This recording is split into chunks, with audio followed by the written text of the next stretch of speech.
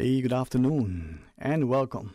It may be a little bit rainy and wet on the outside, and sadly for some because of the holes in the roof and the leaks in our lives, it may feel the same on the inside. But let the heart be content, let the soul and the spirit be soothed, and let, as they say, the meditations of your mind and the sort of deliberations in your heart be positive, nurturing, encouraging, and productive. So as we invite you to be a part of today's discussion, give us a shout and share your thoughts with us.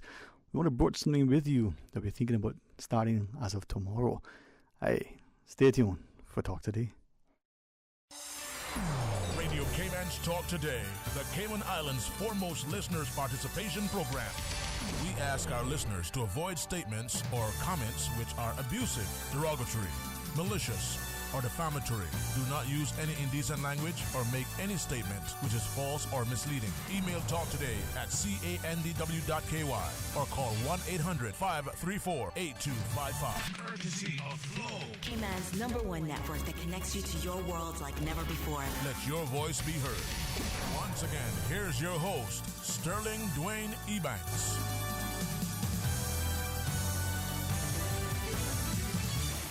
Hey, good afternoon and welcome back. And thank you for joining us. It's not always easy to have a smile on your face, to have a spirit of contentment.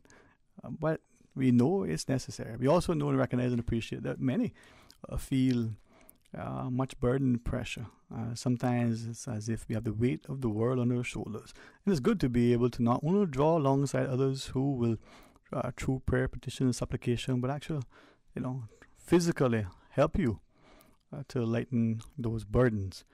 But it's great too when we know there is the promise of everlasting. So today, give us a shout and share with us as you wish. 949-8837, 1-800-534-8255, or WhatsApp 925-3261.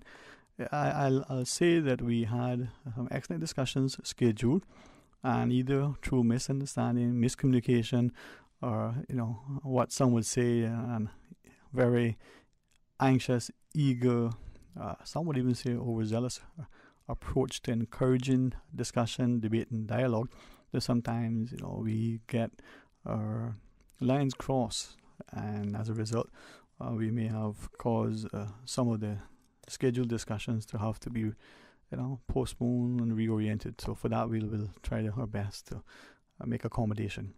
But between now and 1:30 we can take your comments and share, especially now with so much that is happening.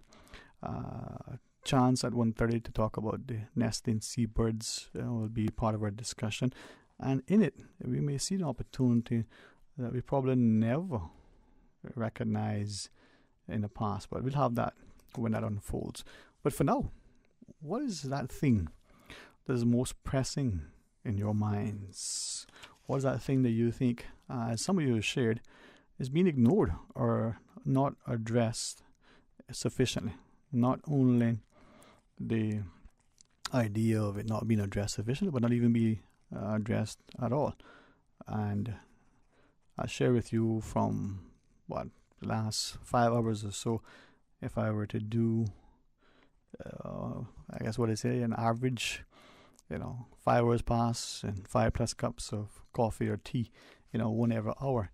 Sometimes that makes us excitable. Sometimes that gives us the energy. Others would recognize that, like sugar and the like caffeine can have that quick jolt. It may be sustained for hours, and then there's as they call it, the crash that comes thereafter.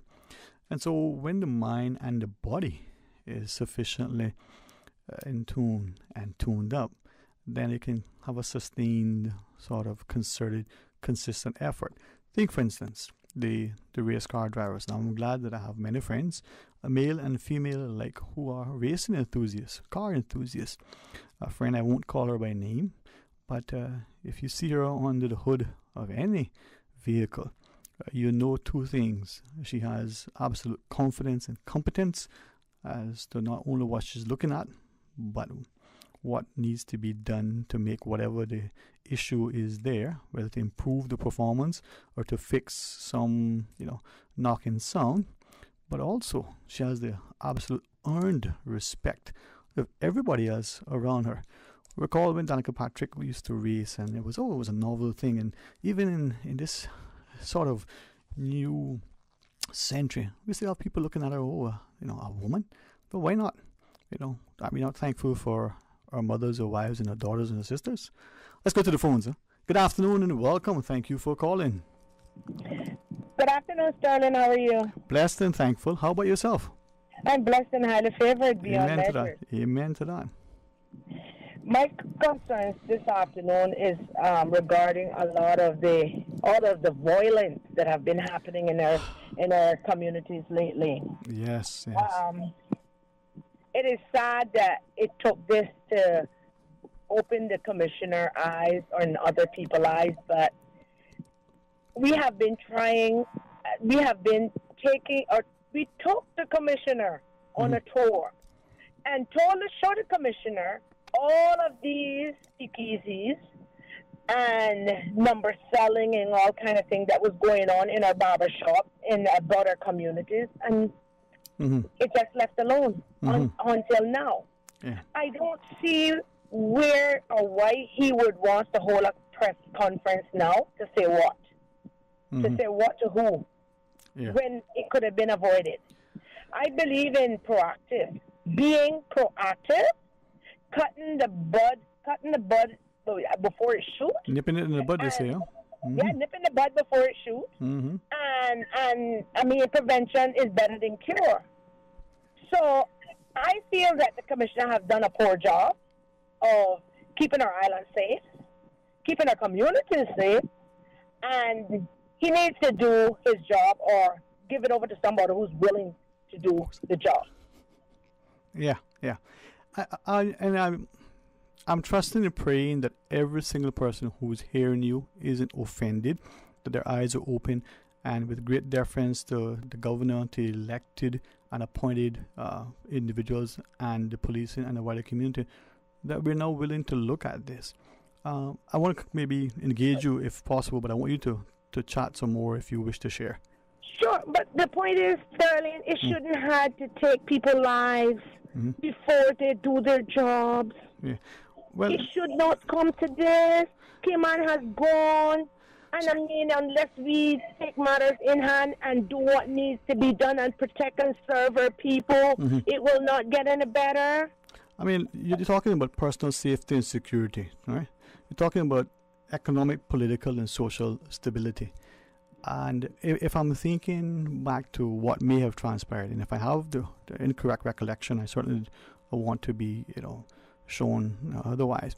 But have you not had instances before the court, or at least other allegations, that people either have been injured and or killed over issues of alleged number selling or some other criminal activity?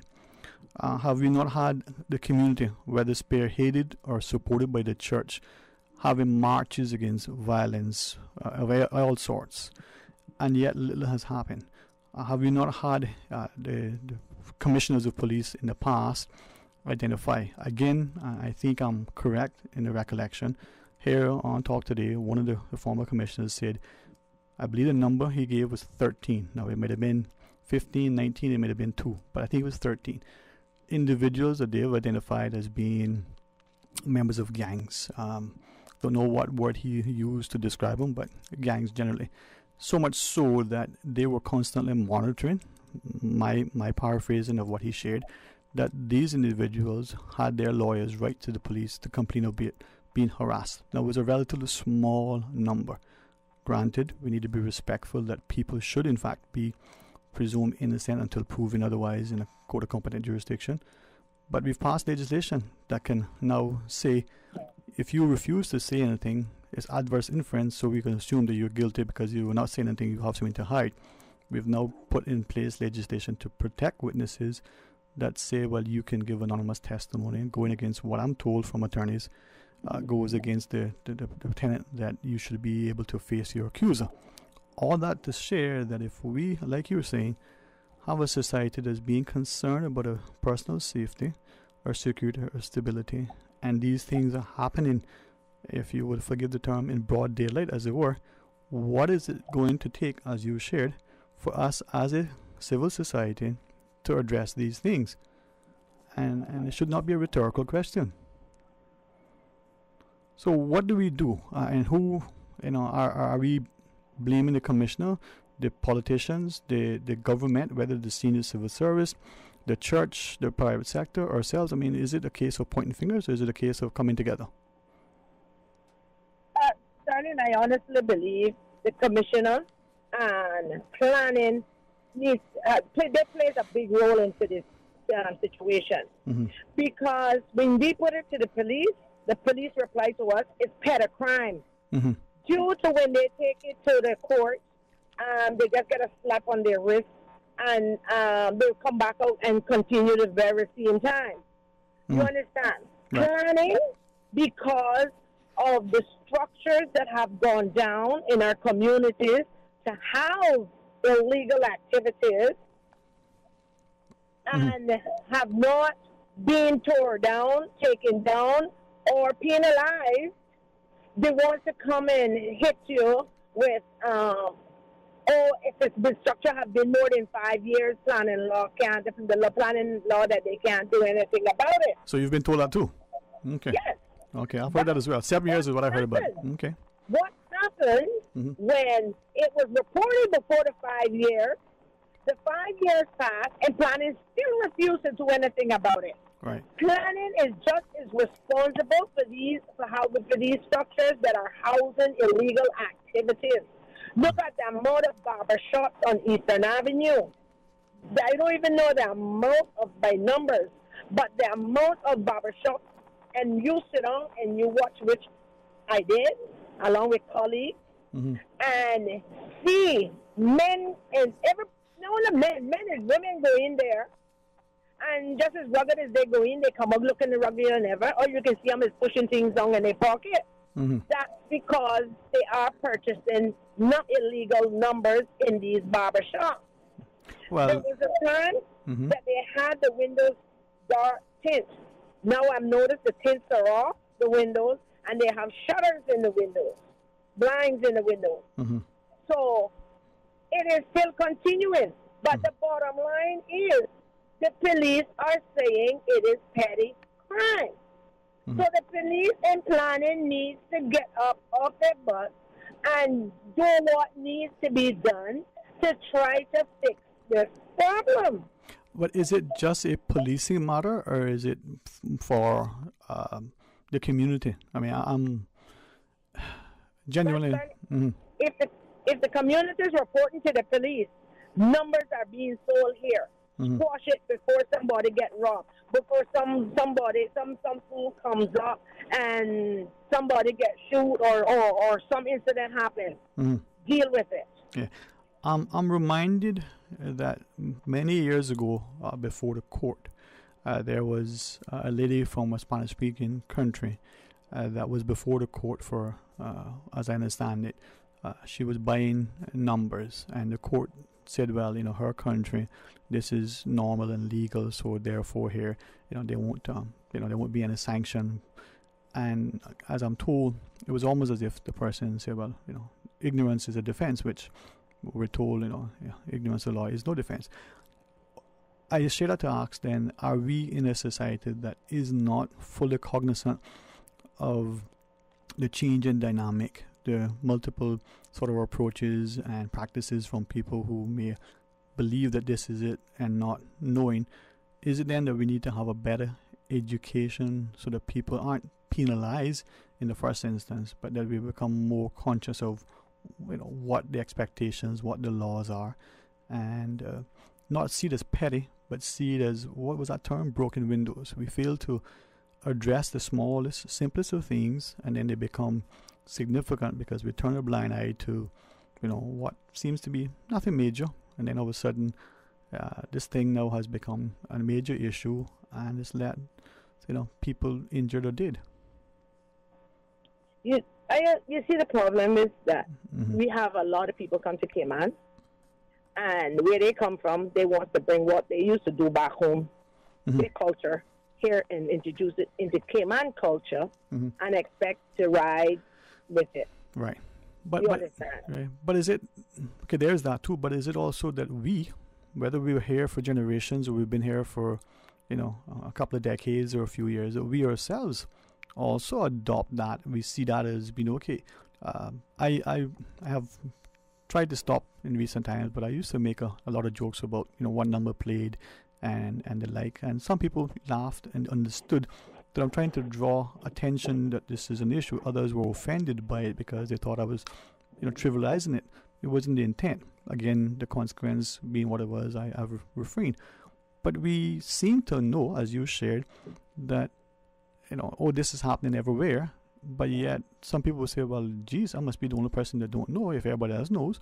But do we actually, is it as widespread knowledge to the wider community, or is it only among certain quarters? It's a widespread knowledge. Okay. It is. Okay. It is.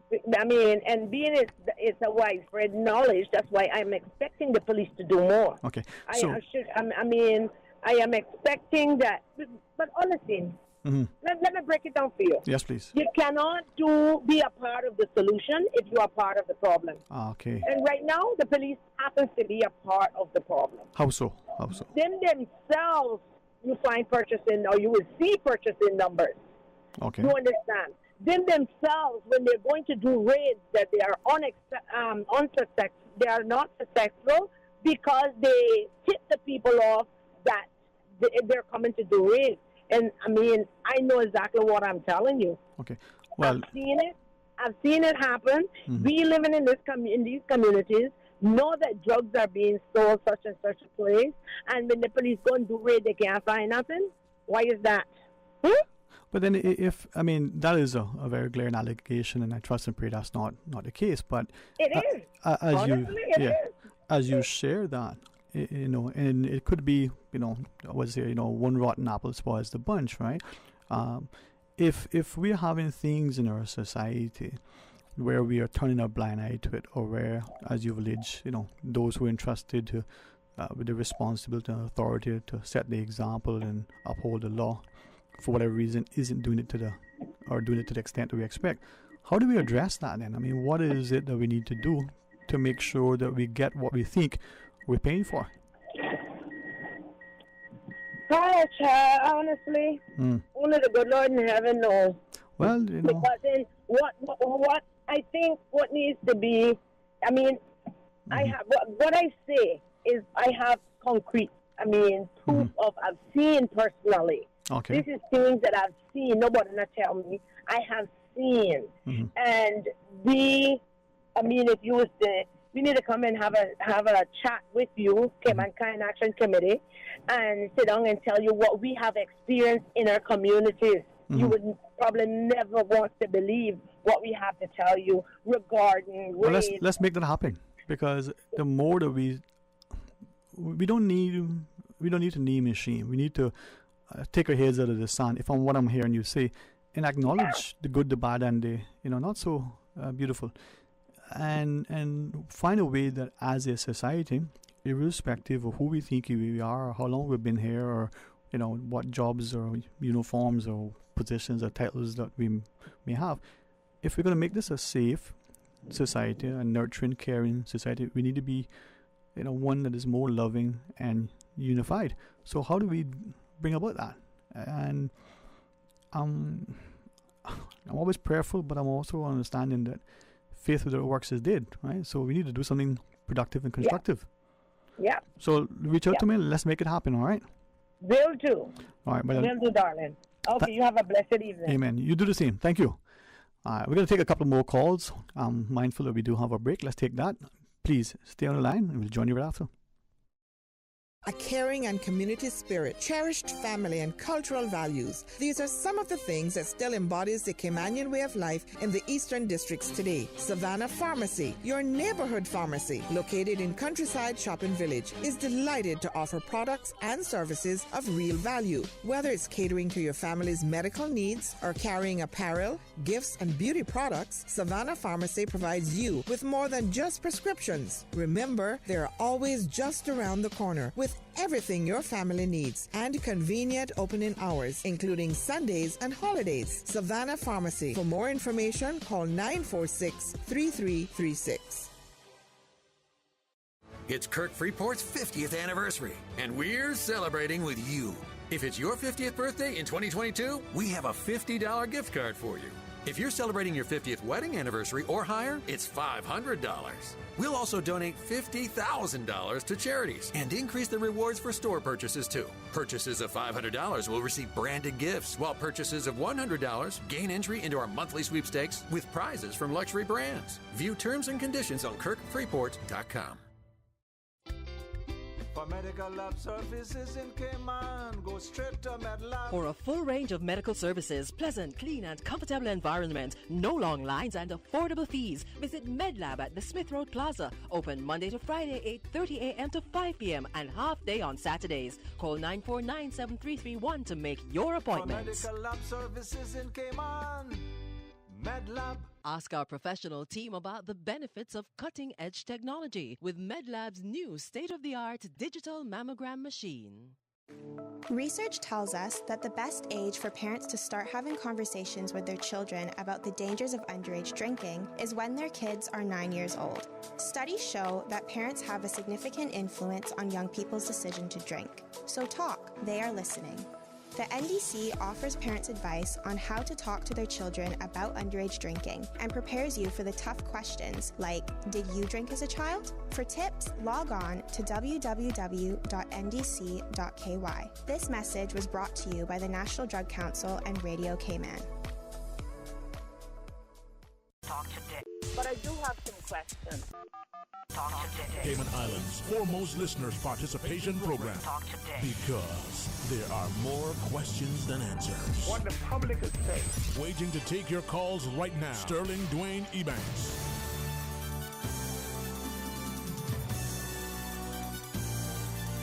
And good afternoon, welcome back, and thanks for joining us. And it is open line as we go straight to our phones again. Good afternoon, welcome, thank you for calling. Good afternoon, Mr. Sterling. And to you, sir, a blessed good afternoon. How are you today? I'm very thankful, Thank God for His mercies, His grace, His love, provision, and protection, and His, the health is still in us. So I trust and pray the same for you, sir. Yeah, that's good. Thankful. Yeah, I just think about the situation in the Cayman Islands there, because I understand and I got good information. Just like that young lady was telling you just now. When I tell you something, I can prove it 99.9.5%. Okay. There are people in this island that are living in cars. I know that there are some people right close in town there that they have a rental places, and I understand that the rental places is filled, and they have 2 vans fixed up like rooms, and people are living in this. Can't the immigration or the police check out these places? Because kind of funny though when you talk about the police, because I don't want to go there, that subject. But it's very sad, and people have saw them coming in to them vans 3 o'clock in the morning, leaving 5 in the morning, and you can't look inside the van because the windows, they have curtains in them, and they have pillows and stuff, and there's no seats in the car and in the van. I mean, what's happening? I remember years ago in Mr. Cresswell time, and right now even the deputy governor, when they used to be out, the immigration used to be out checking on these places and picking up these people. Now I don't hear nothing going on, and they have people that are riding bicycles, driving in their cars, driving very slow past the house and observing what is going on. They pass your house late in the afternoon, early in the morning, and looking, see when you're going to work, how many people live in the house. And it's a lot of stuff going on here, Mr. Sterling. Lot of stuff. And it's very bad, and it's nothing being done about it. So what do we do about it? 2 cars, 2 vans, personally, that I see with my own eyes. And I get out and I look inside. You can't see nothing. They got curtains and stuff that cover up. And it's a little opening. One must have been left. I could see pillars inside it, and there's no seat in the vans. But where their 2 cars are parked is a big place that they have rented, and the I understand that the rental place is filled. Mm. In Mr. Cresswell time, in Mr. Manderson's time, that wouldn't have happened. They was out there checking and seeing what was going on and who on the island. They got people here that are going around in your houses. And now, I heard of an incident a couple of days ago where someone doesn't have hair too good, and they left their door halfway open, or somebody left the door halfway open, and the person were inside.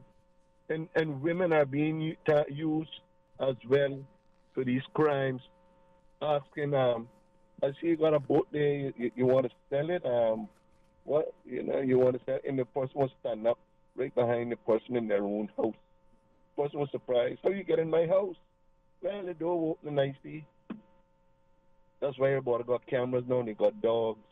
It's a serious thing happening right here in Cayman. So small, Mr. Sterling. Yes. You know?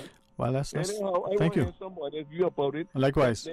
I think that the immigration and enforcement need to really go down and check what's going on, because when many of us in the night are sleeping, these crimes are happening. Well, as you shared, even when we are working in broad daylight. But thank you for that. Let's hear what the other caller has to share. Huh? I thank you, sir. Thank you. Good afternoon. Welcome. Thanks for calling. Afternoon, Sterling. Good afternoon. How are you today? Been a long time when he called you. I was just listening to George tell you what he's telling you. What he's saying is true. But I had a customer today from the airport going to a Doctor's Express for a COVID test. And he was telling me that before he came that he had to quarantine, so he paid $700 to quarantine, but then when just before he came, he found out that he didn't have to quarantine because he was vaccinated and he took his test before he came, blah, blah, blah. Anyway. But he said that the people that he paid the quarantine money to refused to give him back his money, so he lost his money. And I told him that don't sound like a right thing to happen. If you paid the quarantine money and you never had to use it, they should refund your money. Right. So I told him to go, it's really not a police matter, but go to the police first and see if they can go to find out about getting your money back, because it's, that's a serious thing. You take a man $700, he's not using the quarantine place, and he don't need a quarantine. Now they won't pay the money back. That's enough to make a man commit murder. This is what's happening around the world. Well, I don't think it should come to that, but I hear the frustration. But the frustration, some people do that.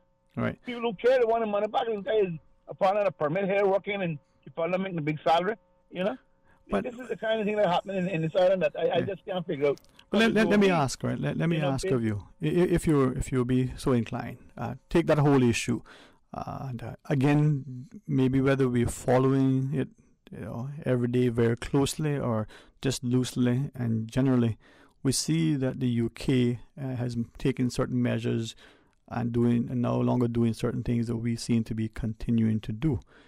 We were told, presumably, that we were following whatever the UK was doing. Are we just lagging behind and making the necessary changes to move to greater restoration of freedoms and following the UK?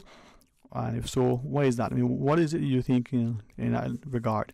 A long time ago, to go independent, get rid of UK. If you stay with them, you're going to hell with them. That's why we're going with UK. Well, there may be some who would agree with you, others who would disagree. But at the end of the day, even if we were to go that route, that was going to take us a while. And whether we went there, would that make us any better? But before we get there, what about now?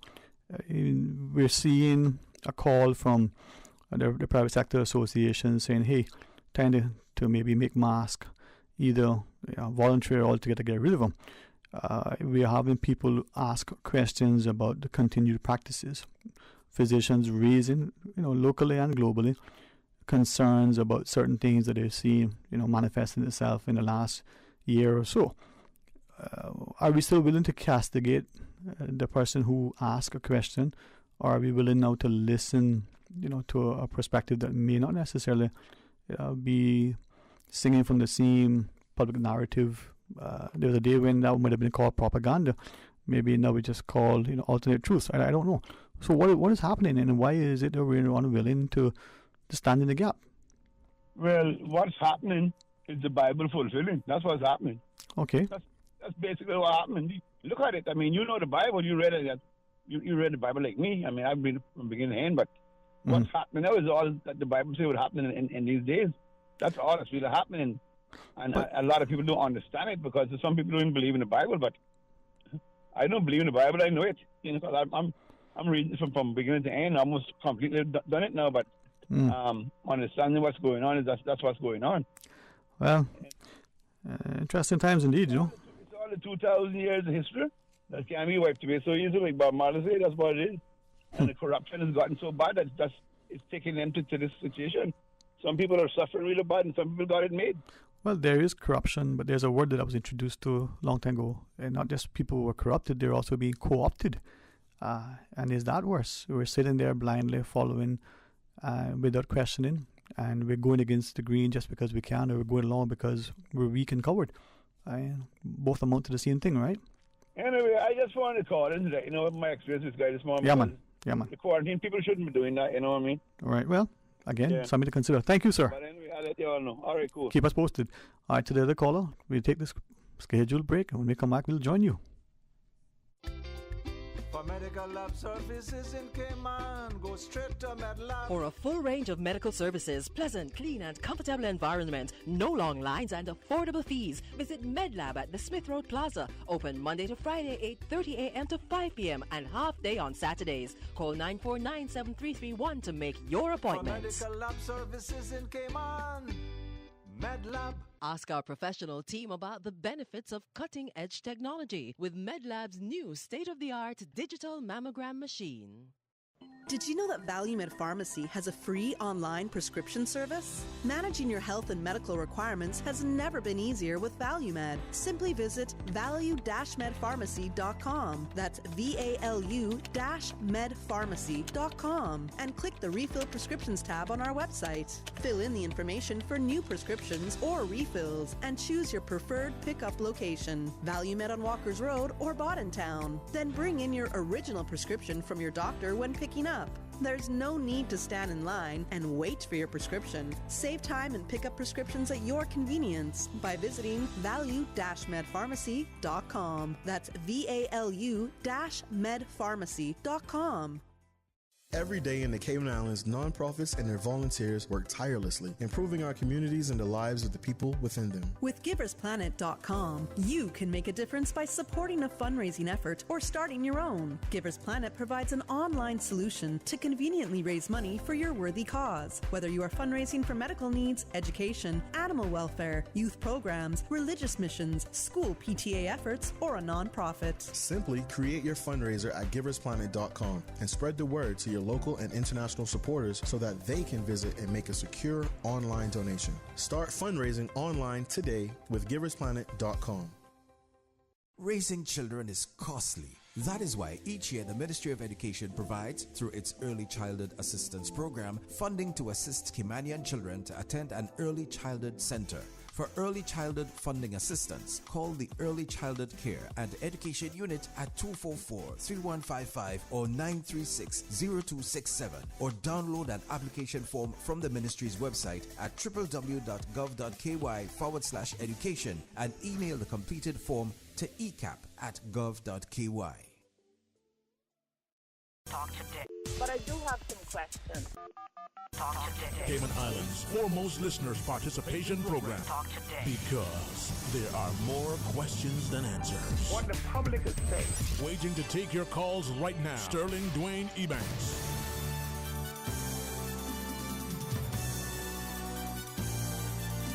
Hey, good afternoon. Welcome back, and thanks for joining us. It's open line. A few calls in the queue. Thank you so much for your contribution. Hey, good afternoon. Welcome. Thanks for calling.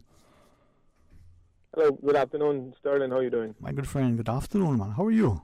Not doing too bad, man. I'm doing good, thankfully. Thank God, man. You sound awesome, man. You sound great. Yeah, man. Thanks. Yeah, I'm almost back at 100%, getting close. There you go, man. And I know you used to run at 20%, so you will get there. Yeah. So I'm almost halfway there. There you go. At 100. Yeah, man. Obviously I was listening in earlier. I heard the lady talking about the police and crime and different things. What I would just like to say from an overall point of view is that I believe, because I worked with immigration back in 98, 99, 2000, so I had an opportunity at that time to kind of see how people are let in and out of these islands, right? And I think that overall, when we look at the current situation that we have, and again, me working on immigration and working with the task force for a couple of months and seeing both sides of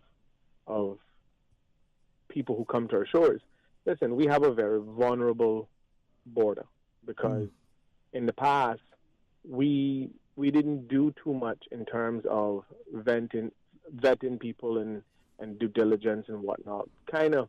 We kind of traditionally take people for face value, which in some cases is a very good thing, but in a lot of cases, it let people exploit our vulnerability. You see, and case in point, and this is not to single out any individuals, and I'm just saying this because I think for far too long we have decided not to have the conversation because we were in fear of upsetting a certain block of people who come here.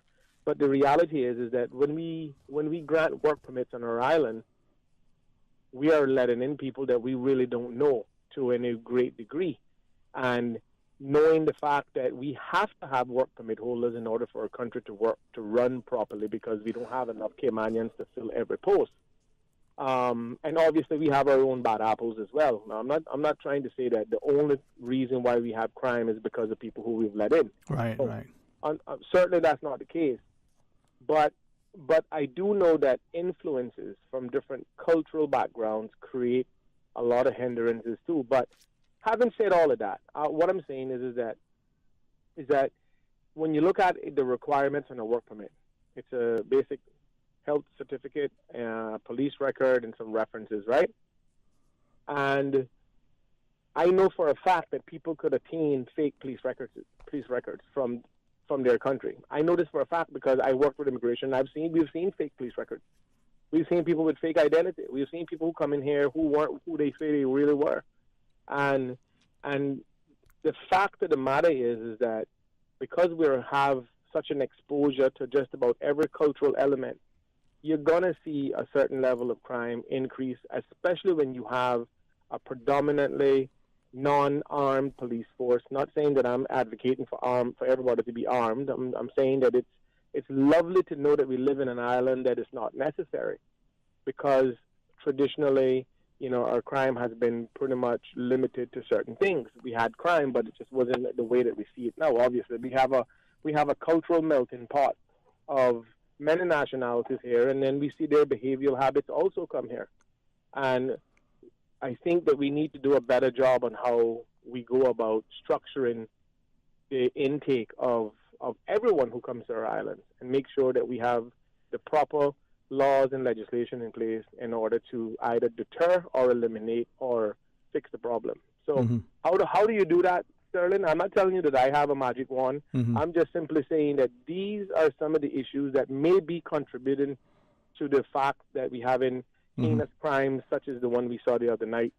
Yeah, but as you said, I'm not suggesting who done that crime. I'm just simply saying is that it's not something that we normally see. Right, but as you shared, we have porous borders. I think might have been the phrase you used, right?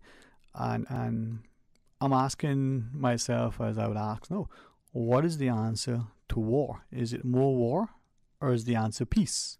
Sorry, say that again. Sorry, yeah. So as you were sharing that, I'm asking myself, and then now public asking, the question: what is the answer to war? Is it the answer more war, or is the answer to war peace? No, there's no. Neither two of those are the answer. The answer is prevention. Okay. So, or to limit prevention, or to minimize certain things. You see. Well, for me, I won't speak as if this is this is for you. Yes, sir. This is just coming from me. Right. I believe that if we put proper procedure in place to say, okay, a person wants to come to work on our shores, here is what our lay of the land looks like and feel like and sound like. Okay. Now, in order for it to remain that way and we to advance properly and digest the influx of people and cultural behaviors and everything else, we must have very, very strong enforced laws that will reflect that. So if a person say if you come into work as a work permit, we need to know exactly who you are, where you're coming from, what your characters are, what's your history, and we need to know these things definitively, not just somebody showing up here with a certified copy of a police record that none of us have no way of verifying he got it from a legitimate source. Mm-hmm. So now, whether that means more money and more resources on our end, maybe that's the cost that we need to pay in order to prevent these things. So it's not more war or less war or peace. It's the prevention of it that we need to try to minimize and limit. Okay. Because we're not going to be able to eliminate it 100%. But mitigate as much as possible. Right. A good job trying to do as much as possible. Right. So then, and I hear what you're saying, but let's ask this then. We look at, again, what I understand. I don't live or work in the UK, so if this is outdated or even inaccurate, I wouldn't mind, giving the correct information. But what I understand from UK citizens who still live and work there, that they're policing that carry guns. They even told me some of the areas in their bridges and the like, that they're staged at certain times of the day and night and days of the week with their armed response units. That's my phrasing from what they've shared with me, that they can respond more quickly to an emergency situation. I also understand that at some point, not long ago, the expectation or the perception or the presumably practice was that in the Cayman context, we similarly had the same approach. So much so that I'm told by some who have now come to see it differently, that the armed response units that we have, they were not expected to be patrolling as frequently and as regularly and as visibly as they are now, as we would see with other marked police vehicles. Now, if that has changed because of the change in dynamic and the need because of the increased crime, or if it's just something that is, part and parcel of what happens without anybody making a definitive change, we need to perhaps address that properly.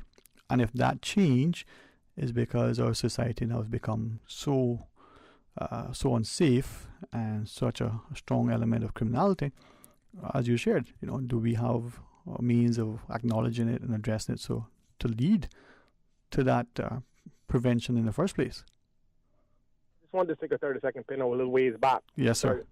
And the reason why I say that is because, Sterling, it don't matter how many armed police you have anywhere in the world, you're not going to prevent heinous crime. Mm-hmm. Having armed police is not a prevention measure. Mm-hmm. That's not what I'm talking about. No. I'm talking about filtering out people before they get here to prevent them from being in that environment. I do not blame the police for what has happened. No. The police is not at fault. You could have had 100,000 police parading around with bazookas. You're going to find people who find a convenient area within that net to do what they need to do to accomplish what they want to accomplish. Yeah. What I'm saying is, what at least what I was trying to say, what I was trying to say is that we're not going to stamp out crime 100%. We know this. What we need to focus on is making sure that our borders, which is vulnerable and open and not patrolled naturally, we need to make sure that every person that comes to work and participate in the Cayman Islands regime and the lay of the land, that we have done every single thing necessary to the best of our ability and knowledge, that we have the right person that can come here and make a positive contribution. Now, some will slip through the cracks, but I think the way it is right now is that anybody who has a clean police record or a clean bill of health can come here and work if that job is warranted. And I don't think that we need to stop the buck there. The buck needs to go a lot further. We need to stop accepting these police records from certain jurisdictions just by a glance and say, okay, it's a good police record, it's good, let's put that person in our system and have them work in an environment. Isn't it not so long ago that we found that we had somebody working here in the Cayman Islands who was wanted for murders in a neighboring island? I won't call no names because I don't want to discriminate against anyone. So we've had cases when I worked immigration where we had people that came to Cayman that was wanted for serious crimes in other countries. So I can tell you, our border needs to tighten up in terms of how we do due diligence on people, on how we do background checks to ensure that anybody we let into our shores, that we've done everything in our power to make sure that's the best person possible. And if it's not, then maybe that percentage of people who come in here should drop tremendously, that we can prevent some of these crimes. Because if you think arming every police and putting them, driving them down in the road with guns is going to help, it's not going to help. Not going to help, because that's not going to add to the problem. It's just going to create this anxiety amongst the public seeing all of this stuff. But anyway, yeah, man. I won't say it longer, because I know you had another caller, and let's give everybody a chance to talk. But thank you for always participating. And with great respect to the break, let's take that and come back and join the other callers. Follow Radio Cayman on Twitter. All the latest information, breaking news, community events, and more. Follow us at twitter.com/Radio Cayman.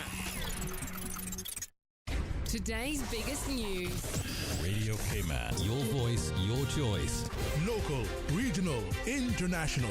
This is Headlines from Radio Cayman's newsroom. Today's biggest news. The Department of Education Services reminds parents and guardians that registering students for entry into Cayman Islands government schools for the 2022-2023 academic year that all applications must be supported by confirmation of the child's immigration status. This includes a copy of the child's birth certificate and an official certificate issued by Work, Opportunities and Residency Cayman, acknowledging the child's right to be Caymanian. The application must be supported by a copy of the child's immunization records and a transcript or report from their previous school. Good afternoon, I'm Dion Anglin with your headlines in news elsewhere. The Bulgarian government says it was prepared for Russia's move today to suspend its gas supply. Prime Minister Kirill Petkov has reassured Bulgarians there will be no shortage and has spoken to the neighboring Greek government to ensure alternative supplies. Bulgaria gets 90% of its gas from Russia, making it more vulnerable to the Russian move than Poland.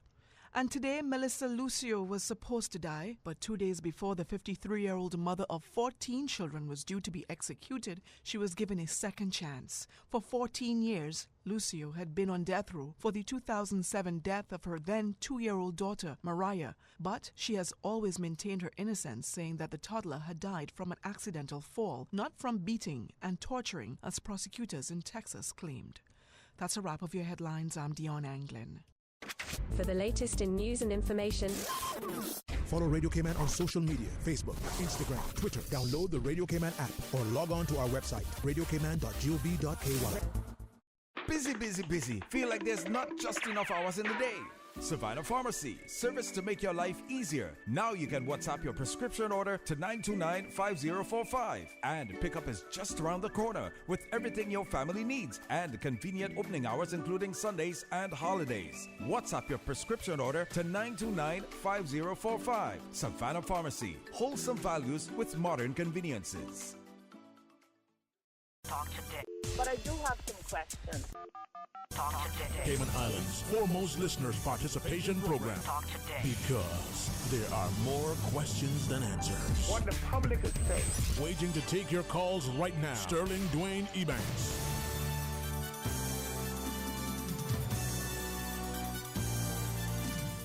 Hey, good afternoon and welcome back, and thanks for calling, and certainly appreciate everybody's input. Let's go back to the phones. Welcome. Thank you for calling. Yeah, Dwayne, that might be your neighbor. It just might be. Yeah, it just might be. How are you? Thanks for growing up and helping raise us. God bless, Yeah, man. I would like to address the two previous callers in certain ways, and I'll be as brief as I can. Okay, sure. Appreciate you so much, Dwayne. You uplift me when I listen to you. I thank God, man. Thank you for those kind words. I hope Mom and Dad is okay too. Thank God, listen boy. To me carefully. Yes, listen sir. To me carefully. What the first caller? I'm not even gonna call him my name, but anyway, not the last caller, the one before him. She was addressing the illegality of lottery. Mm-hmm. Every month, over $2 million leaves this country. Now, can I explain something to you? Mm-hmm. Not only is the lotto legal in London, in England, but you are allowed to have a certain amount of vegetable matter on you. Mm-hmm. No, I want to address the second caller. He got at the police situation. Okay. When you have a commissioner that worked for 29 years and became the boss, why did you take an early retirement? I think the people need to know something, because everybody else behind you got retired except Mr. Dixon. I think I got his name right, Rudolph Dixon. God bless his soul. Not everybody corrupt, but we would rather stand up under our own corruption than some foreign corruption. Here's what I mean. You have people that come and collect double pensions on top of us, and they just won't respond. No, here's what I'm going to say behind that. You cannot expect to enforce a law with the most corrupt people in the world and the people going to accept it. Now, here's what's happening to us. As a culture, they have replaced it. Now they want spoon feed my children. Getting off the point one little bit, come I show you something that really easy to solve. They have buses. They got different colors, but all of them going the same route. If I go in Georgetown, I go for $2. But if I travel in from Mount Pleasant to Boston Bay, it costs me $4 or $6 to get back. So let's not make a rocket scientist tell us that we need to go to Mars. Here's what the problem is in Cayman. The garbage dump is growing very big, and some of the garbage in Cayman is walking around on 2 feet. Thank you. Good afternoon. Good afternoon. Thanks. Let's take two more. Welcome. Good afternoon. Hello. Good afternoon. Hello. How are you? Hello. I don't know. The wisdom of the women. I want to address one of your callers, you know, and his contribution. And, you know, he made a little mention to, you know, something about immigration.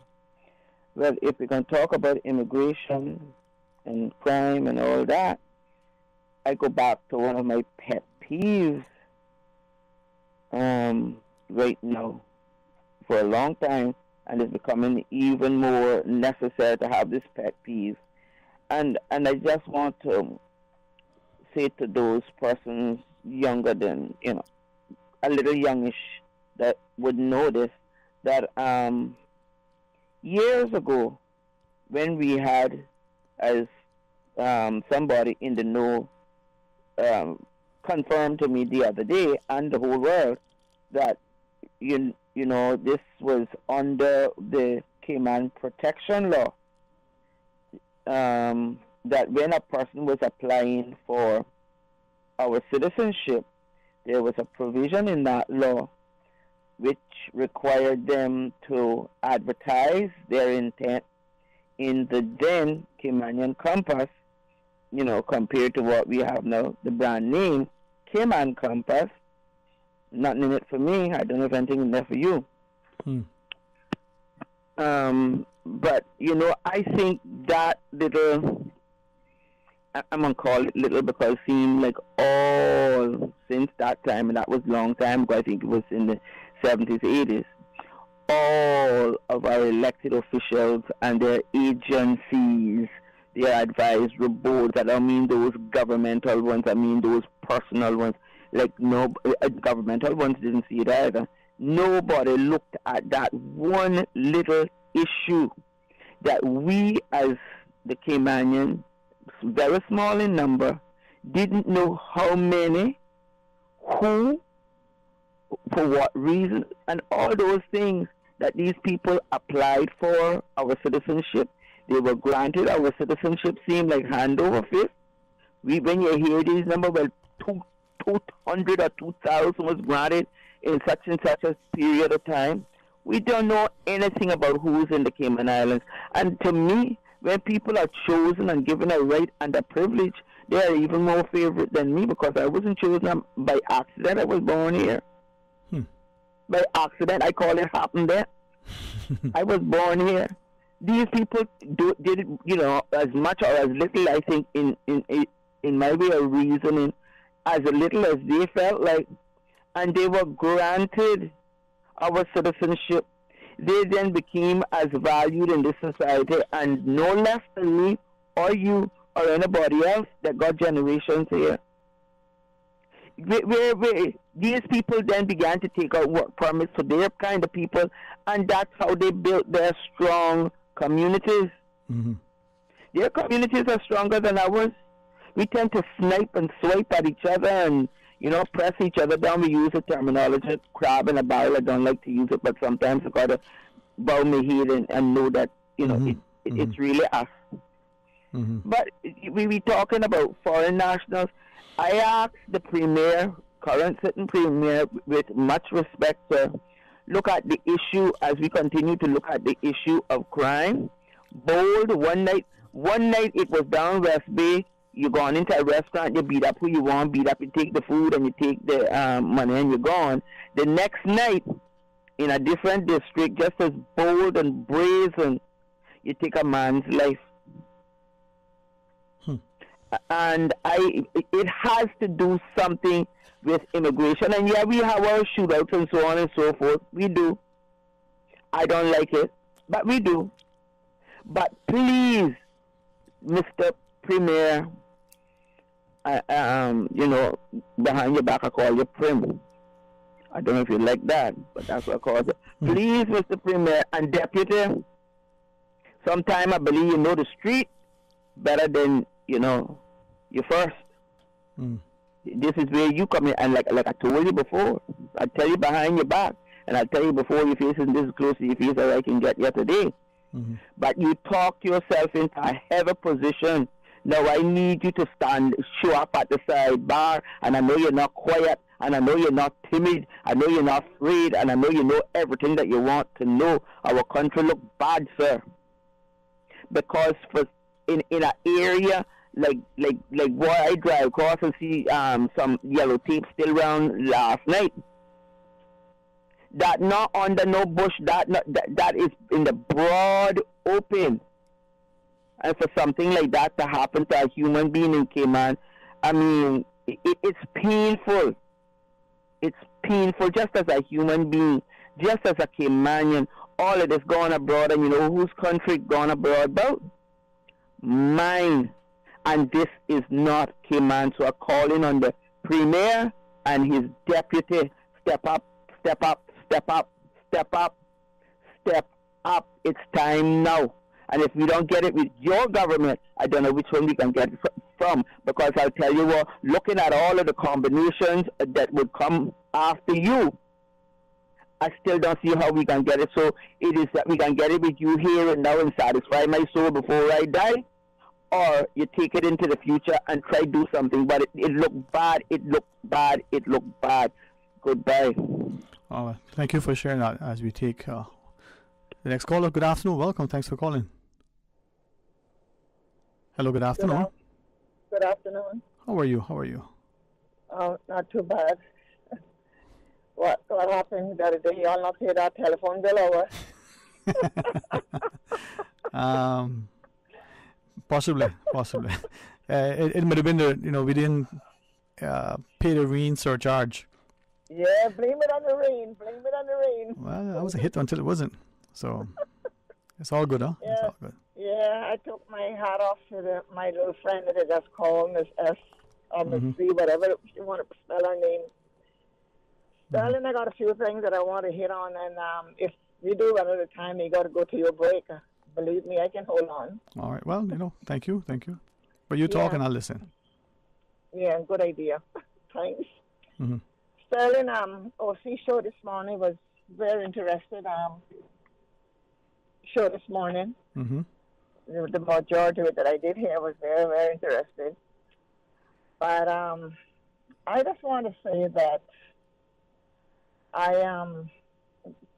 me and a friend took a drive out the Easter Monday. And I ran into Rum Point in Cayman. And to my surprise, Cayman and Rum Point has two beautiful roads, which I don't think they had from day one when they opened that subdivision. So it's all nice and smooth and beautiful, and bumpers and speed bumps and everything you could think of. Mm-hmm. And also down by the dock where they do the little fishing, they got a nice open piece of property there, topped off with some type of gravel that they can park the boats and trucks and whatever over there. It's good. And I'm not complaining to the fact of Northside getting what they got. It is beautiful. But I just want to say today that the Premier is who is in charge of Newlands. He is the representative, and he is the Premier.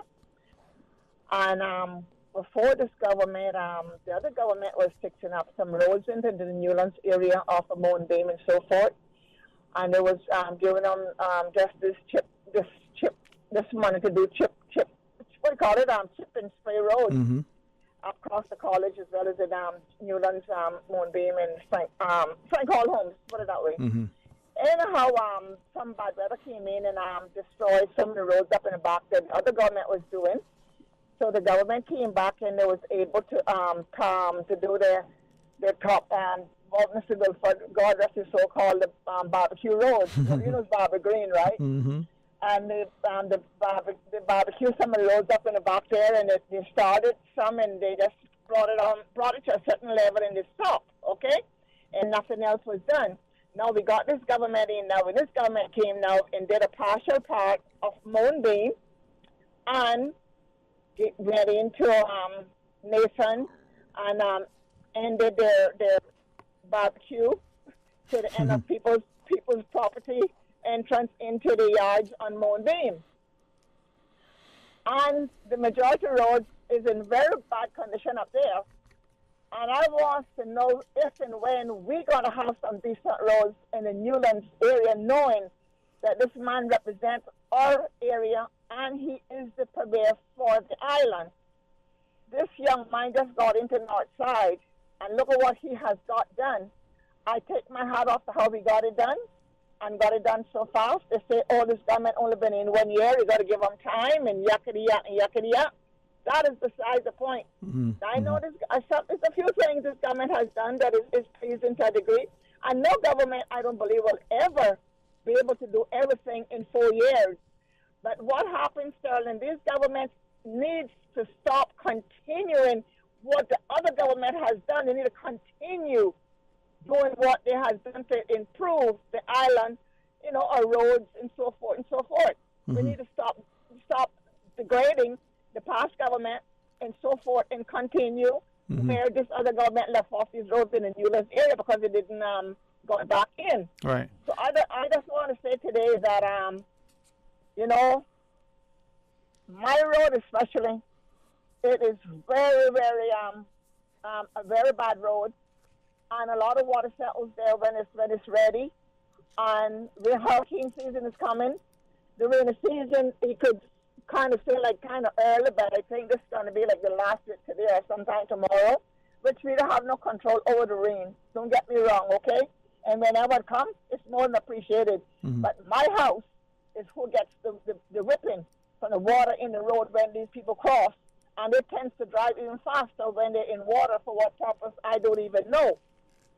But, Sterling, you got to go to a break? No, we had a couple of other callers we want to take before the break, but I certainly want to hear from you. Yeah. But hopefully you'll get it addressed.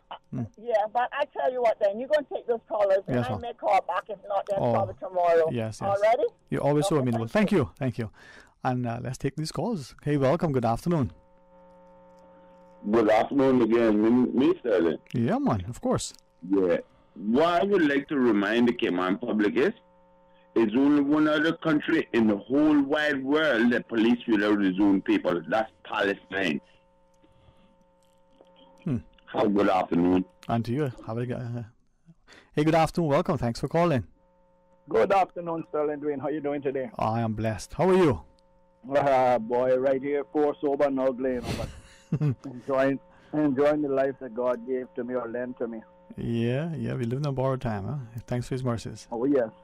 You know, everybody is talking about the incident that happened the other day, which is, in my opinion, a horrific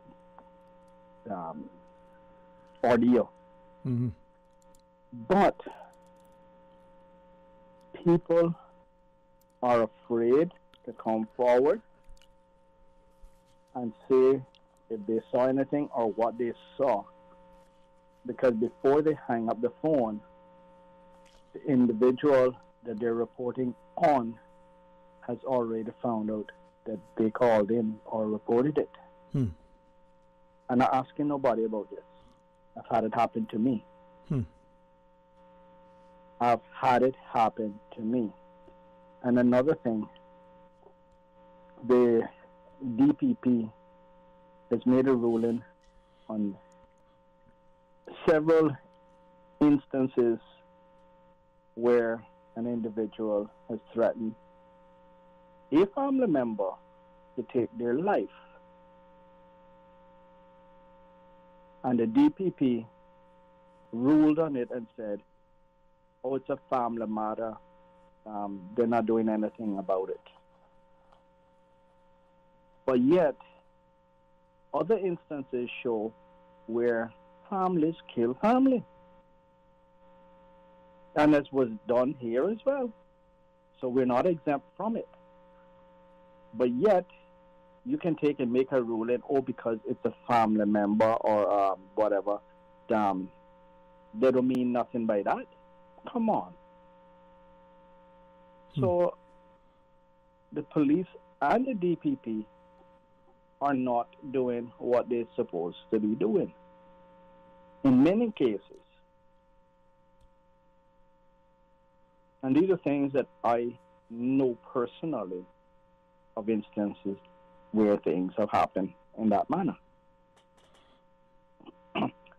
So when you're going to look and you're going to get on the radio or media services and say, I'm appealing to the public to come forward with information, you need to make the appeal first to your people and say, look, this is a serious matter. In all instances, whether it's serious or minor or whatever you want to term it as, you're not to divulge any information to anybody. It could be your brother, it could be your mother, it could be your sister, it could be your father. Nobody. But it's not happening. Well, so there's something for you to, as you share, for us to consider. Any other thoughts, sir? Or we just take the other call? No, we'll take a break now and then all right. call back.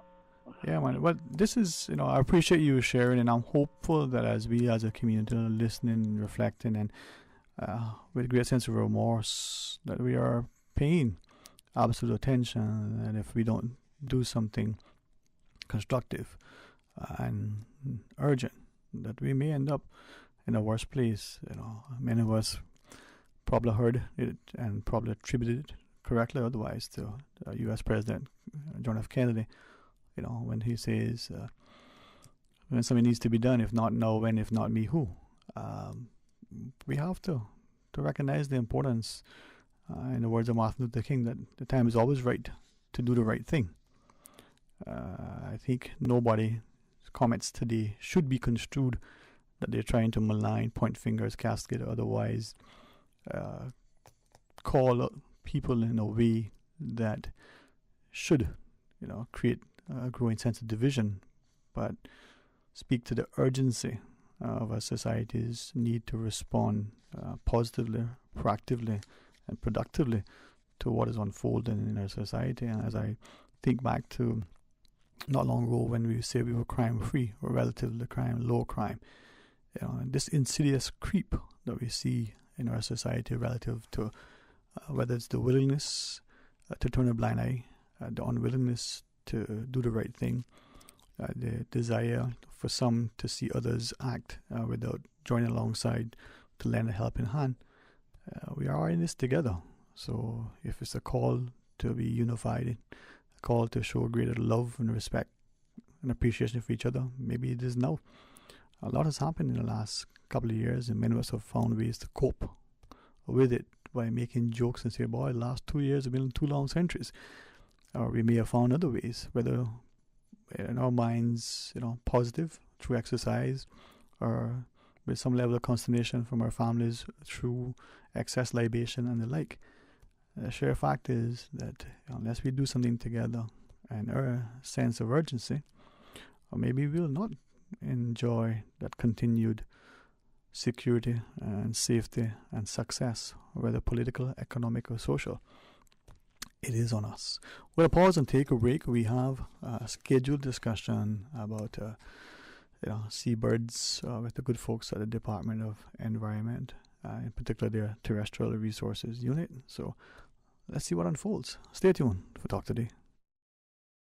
The best foundation you can wear is glowing, healthy skin. The offices of dermatologist Dr. Wayne Porter specialize in enhancing your skin's well-being. Whether you're seeking advanced skincare, including any skin cancers, Botox, filler, cosmetic skin enhancements, or simply looking to reduce wrinkles, Dr. Porter offers a full-service dermatology and dermatological surgery practice. For more information, email drportercayman@gmail.com or call 946-9020.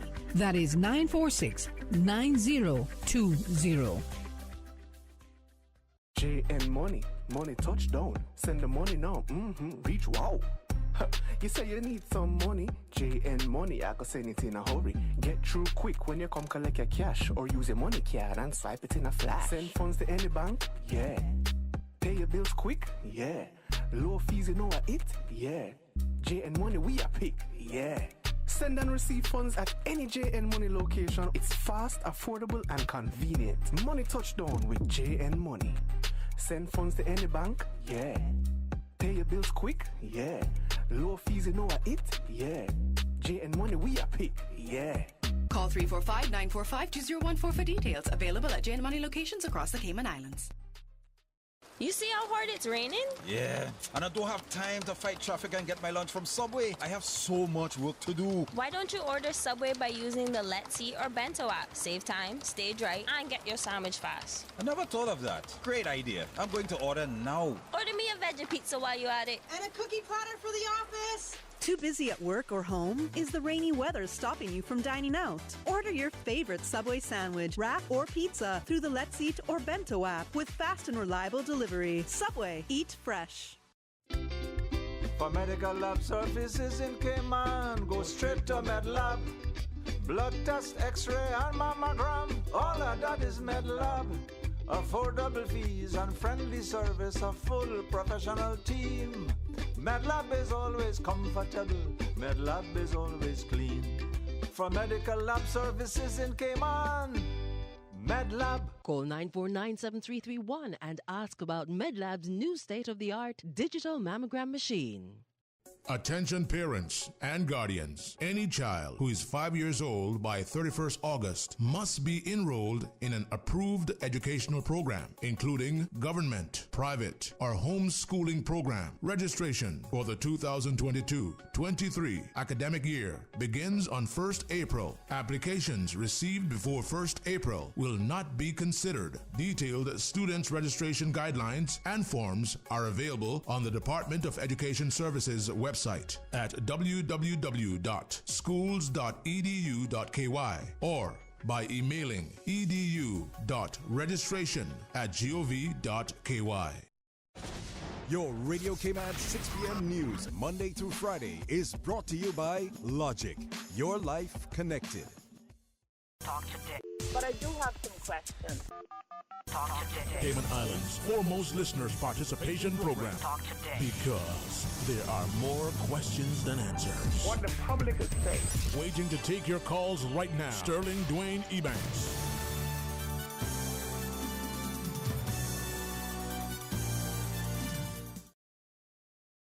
And welcome back. Thank you so much for joining us. And when I look at our wonderful team of civil servants across all of the different departments and units and ministries, and it's amazing to see the collective competence, but their, without question, their concerted commitment to this country. Man, it makes me want to raise the bar continually. So I'll get a chance to talk about seabirds, and I'll learn as much as I can. I'll share with you, with a sense of regret, because of my missteps and bad actions, as the Honorable Premier probably would say, when we don't do what we're supposed to. So it's on me. I had the great fortune of being in the company of someone where I got to see again the precious environment we have. to see birds I hadn't seen in the longest time. Not because they weren't there, it's because I never took the time. But to see birds that I never, and that's SEE, and to see seabirds that I never really knew. So as we talk about, the nesting seabirds, let me ask if they would be so kind. And Miss Simone,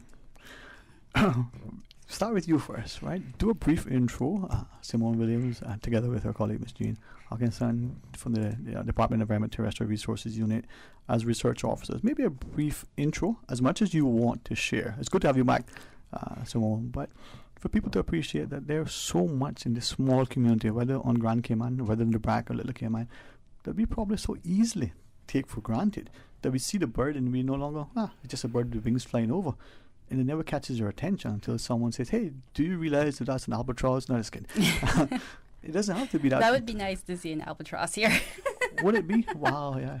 No, I'm going to ask you at some point, if there is such a name. I know a bird is a crab catcher, but I don't know what it is, right? So I realized that there are many birds that were pointed out to me as a child with a familiar colloquial name, but I have no clue what its proper name is, not just a scientific name. And so when I try to ask someone, well, do you know this bird? And they go, no, that must be a best be a thing. Yeah, it is.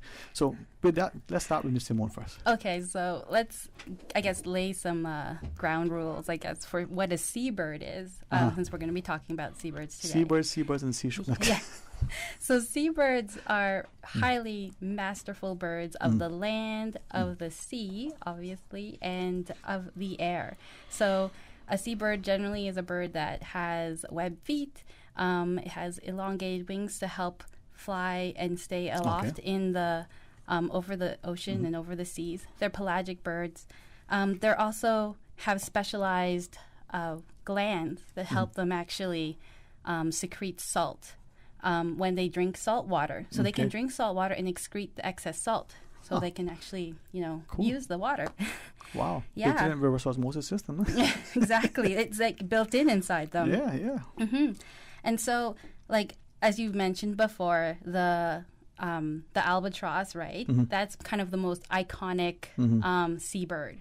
And so these birds are specialized to fly long distances over the water. They have waterproof feathers. They can even sleep while flying. Wow. Yeah.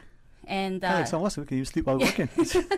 and so they really come to land mostly for roosting and for breeding, and nesting grounds is really vital and key for their survival and for their to rebuild their population, because they are probably one of the most threatened groups of birds in the world. And you say pelagic, and sometimes I hear that word, I think of let's use the word fish, those things that be in the water, under the water. We think of pelagic, but birds are pelagic as well? Yes, because they would be over the oceans, and they actually, the albatross, I think it flies 15,000 kilometers. Wow. Yeah, and before coming to land again. So, that's a lot. They're pretty much over the sea. They're over the ocean. Wow. 15,000 kilometers. Yeah. And they have... That's the wandering albatross. Wow. Well, Miss Jane, welcome. Thank you so much for joining your colleague, Miss Williams, and I will get to that inside joke later. Thank you very much. It's a pleasure, and I think this is where education unfolds, and these are an opportunities not just for us as parents to be able to find something to talk to our young children, but maybe through our participation in PTAs and then that field trip no longer needs to be to other places. It could be, that I think of some schools just behind the primary school, there may be a little pond of water at particular times of year that there's a learning opportunity there. But for some of us, it's our backyards. For some of us, it's that vacation to East End or Cayman Brac. So, Ms. Jane, welcome. Anything you want to, in your opening salvos, share with our listeners? Well, I think just like we know the albatross probably from social media and media generally, we do have some really cool birds in Cayman, both on all three islands actually, that do fall into the category of seabirds. Okay. And they do forage pelagically as well. And we have actually done tracking studies of these birds in cooperation with the University of Liverpool back in 2016. I think we started this. Okay. And we have tracked both red-footed boobies and frigate birds, the magnificent frigate birds, the man-o'-wars, as most people know them by. And we have tracked them over great distances. They've been flying to New Orleans, and the red-footed boobies have been feeding off the coast of Jamaica. And so to know that they make their home, their nesting and roosting home in the booby pond in Little Cayman is pretty special. Mm-hmm. Yeah, man. And that's the thing. I think we probably, for those of us who may fish more often, probably through our fathers primarily, we get stories, and they are at sea, and then there's this bird, and they use the birds as a marker for fish. But to see it and to see the change. Now, are there particular some birds that are more familiar to us in Cayman? Are there some less familiar? Help us to appreciate it, because sometimes seeing and knowing helps us to be a little more appreciative. Yeah, so in Cayman we have many birds that are native, and there's also many that just visit and they're migratory. And so they actually stop, like the migratory ones will stop and just use the rich resources in our ocean here and in the seas to find food and to build those fat stores, so they can fly either further north or further south to their breeding grounds. So many of like the terns that come in here, like the Caspian tern, and they fly all the way up to the northern lakes in Canada to nest. Wow. So they come and they stop over here in Cayman, get as much fish as they can, and then rebuild their fat stores and fly off. And then, so there's lots of birds that do that. And also, I should say, gulls. Gulls are also seabirds. Okay, so ring-billed gulls and herring gulls and those laughing gulls, they all come and they fish in our waters, and then they fly to the U.S. or to northern Canada and make their home and breed there. So it's like Cayman is very important as a stopover site for these birds. And also, like, there's also birds that nest here, like the white-tailed tropic bird, the bridal tern, the least tern, which is the smallest tern, and like the red-footed boobies, as Jane was mentioning, and the magnificent frigate birds, and the brown booby as well. Yeah. And as you said, some are migratory, some are native here. And maybe for many of us, that migratory bird that appears sometimes as small as, let's use Grand Cayman specifically, you see them further inland than you normally in terms of the coast. For some, they see it as, oh, it's a wonderful treat. For some of us, we go, I wonder what is happening, why that bird now has ventured further inland. And I'm reminded of some of your colleagues and others who say, well, we have these seasonal ponds, and when they're filled in, it's creating a problem not just for the migratory bird, but that one that is here that we're seeing all of a sudden in the backyards and once was closer to the shore. Yeah, so like even like brown pelicans, right? They can use either like brackish water, so those ponds, they will come in those ponds and actually fish the little tarpon or mosquito fish that are in there, and so they utilize both the coastal areas and the inland ponds. And same with, I believe, anhingas and cormorants, double-crested cormorants, that also will come in and use those ponds as well. And again, that's all for them to get the fat they need, because if they are flying like thousands of kilometers to Canada or to the U.S. to breed, if they don't have enough fat, then they are emaciated and their body cannot support an egg. And so if they can't support an egg, they can't nest, and so they end up going to their breeding grounds and just trying to find food for themselves to survive. And then they lose the season, and then the population doesn't have any recruitment. So that's like the big, I guess, life cycle that we have to think about. And I think as you share that, maybe it'll resonate with us that what we do here in Cayman, for instance, will affect not just the nesting, say, in Canada or the future populations. And if I think back to what we were told as our history, supplies of turtle and fresh water way back when, this was the layover. They got their provisions, and then they continued on their voyage. The birds are doing the same thing. Yeah, exactly. Wow. Yeah. The cycle of life. But in trying to prepare for today's discussion, I'm grateful for images of photography, whether taken locally or whether I just go onto some site and find things. And there's some very interesting sort of recordings of birds that have been here. Sometimes it's just a one-off sighting, but sometimes we don't appreciate how significant that can be for the bird and the species, but potentially the economic benefits. Maybe at some point we can, that's how some people think, right? Tell me about the dollars behind it.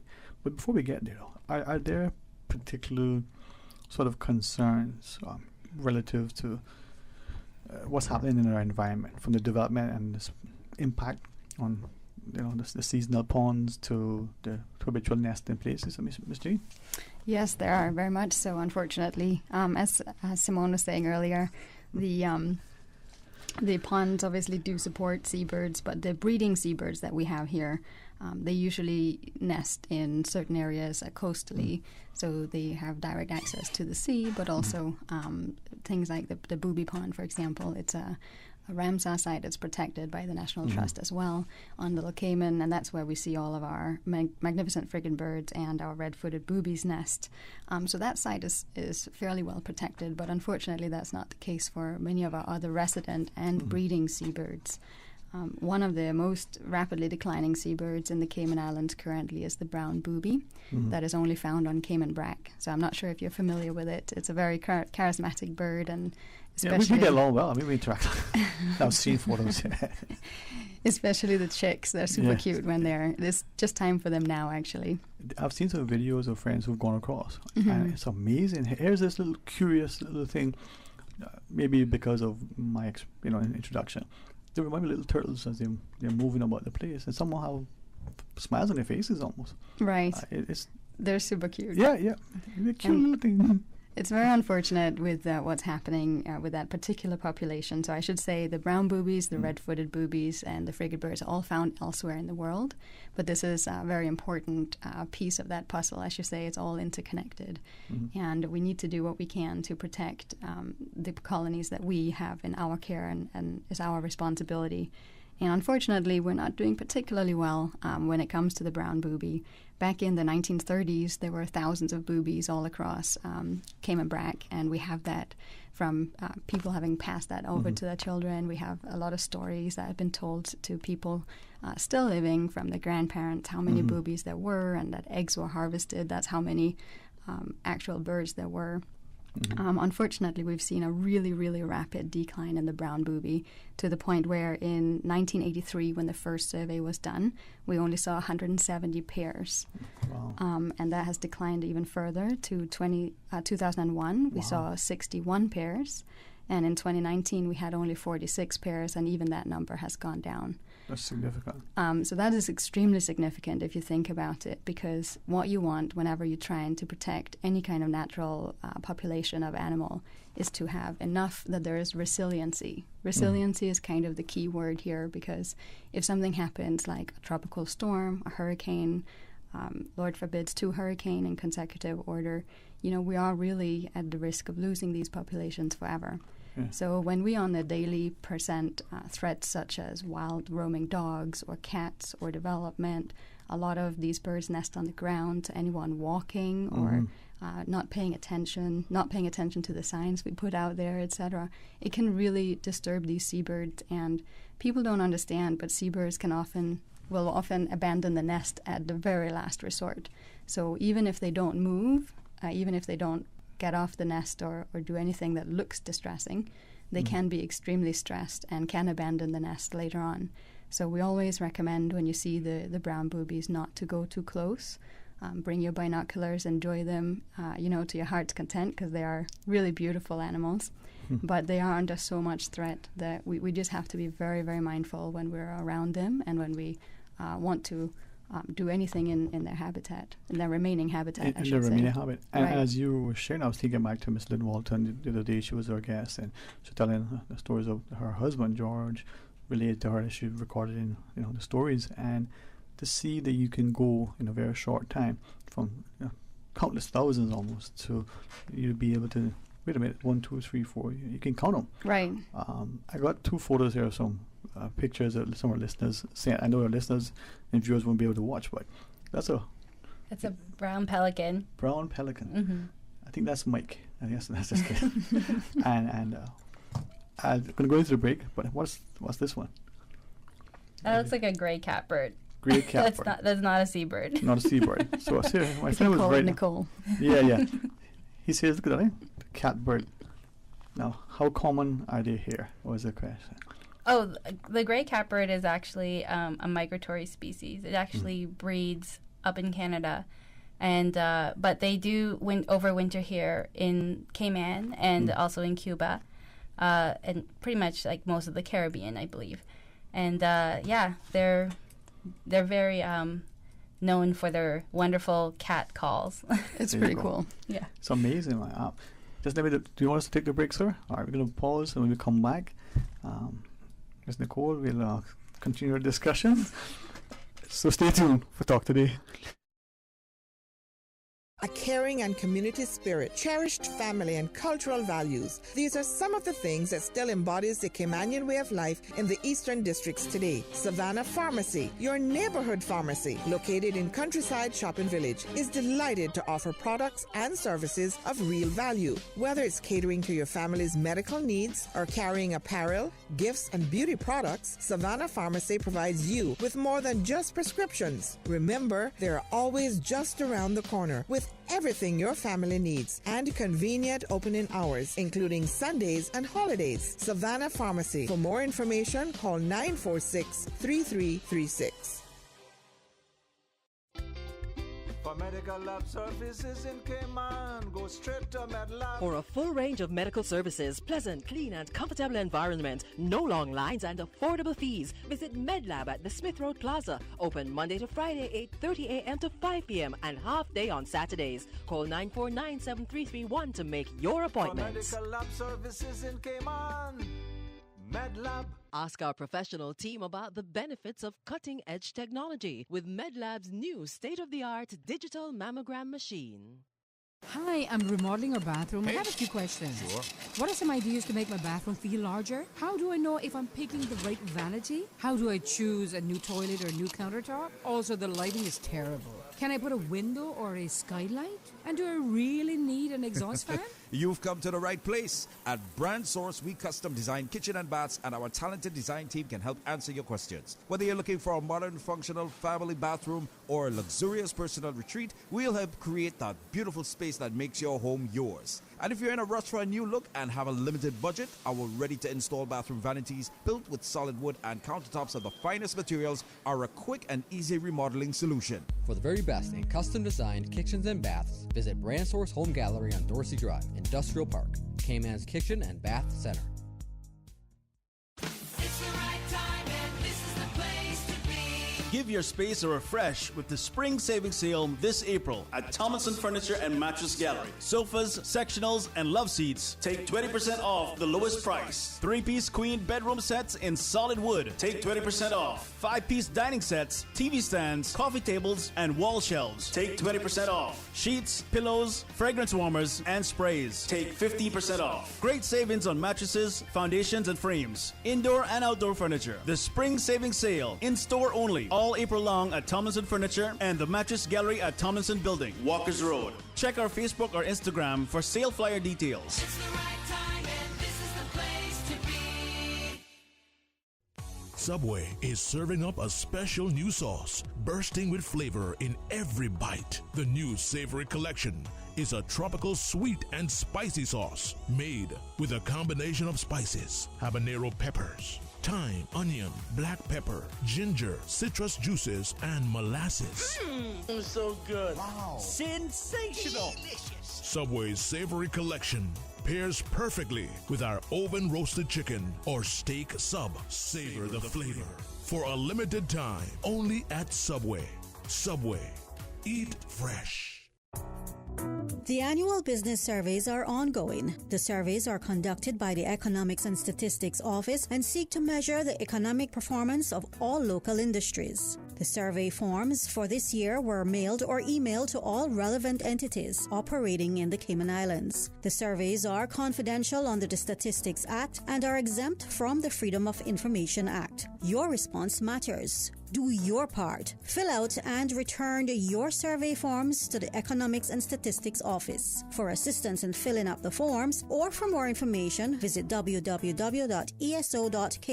or call 244-4676 or 244-4607. Better data, better decisions, better business. Talk today. But I do have some questions. Talk today. Cayman Islands' foremost listeners participation program. Talk today. Because there are more questions than answers. What the public is saying. Waiting to take your calls right now. Sterling Dwayne Ebanks.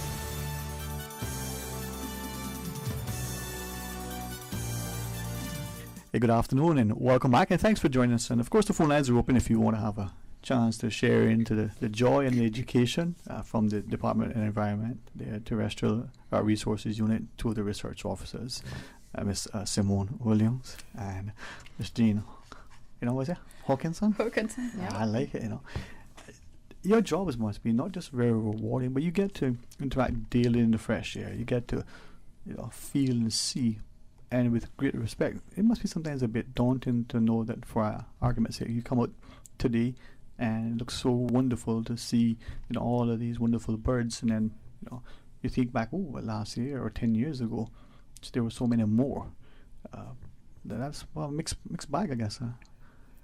Yeah, it is. It is the environment is changing. The way the land is being used, especially for seabirds, and we also have a lot of other factors that have been compounding on their population. Even historically, seabirds started showing declines even during the colonial era. They back in those days, people off the ships would come to the beaches and find a bunch of eggs on the beach, and those were the least tern eggs or any tern eggs, and they would take them and just remove those eggs from the shoreline. Well, as biologists, we now know that if you wanted to eliminate a population, remove their young. If they can't create recruitment, then their population is going to decline rapidly as those adults age out of the breeding of the time they are able to breed. So with birds with people with the same, huh? Yeah. And so now that's even further compounded with with climate change as well. We're having changes in the oceans, and that's their food source. So with the warming waters, the fish aren't actually coming to the surface, and there's also not enough plankton in the water for those little fish to come up. So they actually have to dive deeper in the water to get food, and some birds are not adapted that way. Boobies are diving birds, but a lot of the terns are not. So they're mostly skimming on the top of the surface. So if there's no small fish at the top, they're not able to get enough food in them to be able to reproduce. So there's a lot going on. Also with pollution as well. Yeah. Oil slicks or anything that on the surface gets on their water or gets on their feathers, and then they have hypothermia, and then they die. You were referencing sort of the historical part. Are there particular historical trends when it comes to the seabird populations? I mean, I can see us not being as conscious and cognizant as we are now, 100 years ago, going to the shoreline and, whether we use them for rocks, whether we use them for food, we're still displacing them. Are there other historical trends when it comes to their seabird population in the Caribbean and in the Cayman and the region? So I think the historical trends for the breeding population here, it has been declining. I think, Jane, you can speak to that more. Well, quite rapidly, yeah. It's been declining super rapidly. I mean, we're talking about less than 50 breeding pairs for most of our resident seabirds, including the least terns, the bridal terns, the white-tailed tropic birds, and the brown boobies. We're actually talking about really just a handful of pairs left. Carefully and respectfully, is it declining rapidly, or is it now becoming knowledgeable that it has happened? Has it that we're paying more attention in the last bit that we recognize it, or has it? Well, it's a small blink of an eye, right, in terms of evolutionary time, because these seabirds were here way before the people were, right? So in effect, it's not really sensational that they're here and that they exist here. The sensation really is that some remain. So it is definitely a decline, and it is more rapid, especially as numbers become this low. So we're lucky that we've had Patricia Bradley, the local bird expert being looking at these numbers since at least the 80s. So we have a pretty good idea of what has happened since then. And prior to that, most of it is anecdotal. But as I said earlier, we already have, people that have heard the stories of their grandparents and their parents. And we know for a fact that these birds were numerous back in the day. And we're only having to go back 50, 100 years to have seen a very different picture. And those stories from our grandparents, they'll stay with us, and we'll try to, mimic what they share. Oh, back in my younger day, but yet we're not appreciative that if we're not doing something consciously and very, proactively and positively, there'll be no more but for what has been photographed. When we come back from our news break, could we ask maybe about development? Not to step on anybody's toes, as it were. How do we balance that? Are there shared spaces? Can we coexist? Are there things that we can do, perhaps in our own yards, perhaps in our own development sites, to make sure that we provide, for the growing population and the economic returns, and consider the birds use these spaces, and if we don't, what are some of the consequences? Could we maybe talk about that? Would that be absolutely? There's definitely stuff we can all do, I think. Okay, well, let's do that. We're going to pause, take that break. Of course, the phone lines remain open if you want to shout and share your thoughts. So stay tuned for Talk Today. From district to district, moving through the waters to Cayman Brac and Little Cayman. Your station, your voice. All things Cayman. One radio, many people. This is home. Radio Cayman in the Cayman Islands. Today's biggest news. Radio Cayman. Your voice, your choice. Local, regional, international. This is Headlines from Radio Cayman's newsroom. Today's biggest news. The Royal Cayman Islands Police Service has increased their armed patrols and are pouring through CCTV footage after the shooting death of retired prison officer Harry Elliott between 8:02 and 8:08 p.m. Monday evening. Two men were seen running out of the building at 190 Schoolhouse Road. Anonymous tips can be provided directly to the RCIPS on their confidential tip line at 949-7777. Good afternoon. I'm Dion Anglin with your headlines and news elsewhere. The war in Ukraine is set to cause the largest commodity shock since the 1970s, the World Bank has warned. In a new forecast, it said disruption caused by the conflict would contribute to huge price rises for foods ranging from natural gas to wheat and cotton. Peter Nagel, a co-author of the report, said the increase in prices is starting to have very large economic and humanitarian effects. And 1 in 5 reptiles is threatened with extinction, according to the first comprehensive assessment of more than 10,000 species across the world. Scientists are calling for urgent conservation action for crocodiles and turtles, which are in a particularly dire situation. They say reptiles have long been overlooked in conservation because they are seen as less charismatic than furry and feathery creatures. So far, 31 species have gone extinct. That's a wrap of your headlines. I'm Dion Anglin. For the latest in news and information, follow Radio Cayman on social media, Facebook, Instagram, Twitter. Download the Radio Cayman app or log on to our website, radiocayman.gov.ky. Talk today. But I do have some questions. Talk today. Cayman Islands' foremost listeners participation program. Talk today. Because there are more questions than answers. What the public is saying. Waiting to take your calls right now. Sterling Dwayne Ebanks.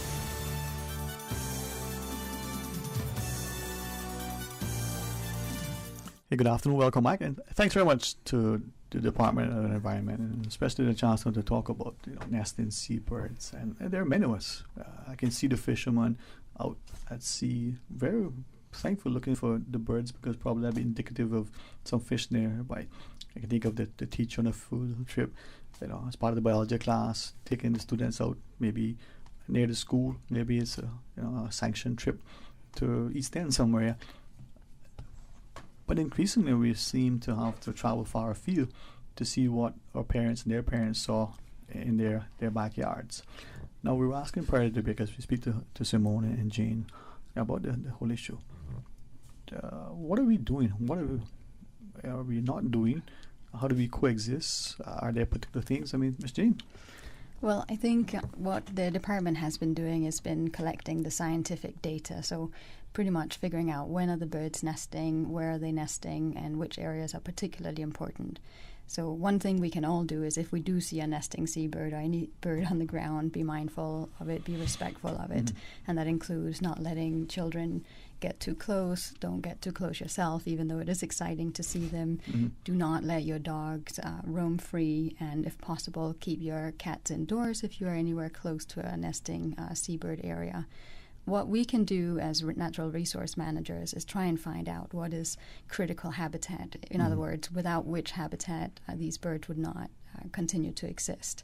So a good example is the booby pond in Little Cayman, which is already protected, and that's great for those two seabird species. But for the other species, we do have things that we can do, like looking to protect it. We're just going through with the sand key protection and vital key off of Barkers, where the bridal tern nests. There's about 25 pairs that nest there and nowhere else in the Cayman Islands, and that's protected. And that means basically we're asking the members of the public to be respectful of their breeding seasons, which is May to August, and we ask not to disembark on boats, especially not with dogs or anything like that, because these animals will lose a whole breeding season's worth of reproduction. And the same thing with the brown boobies too, the areas where they are continually nesting, which is Long Beach and along the Lighthouse stretch. That is extremely important for them. That's the last stronghold in the Cayman Islands. So anything from that trail and out to the cliffs, really you should avoid to walk there, and further distressing the birds by your presence.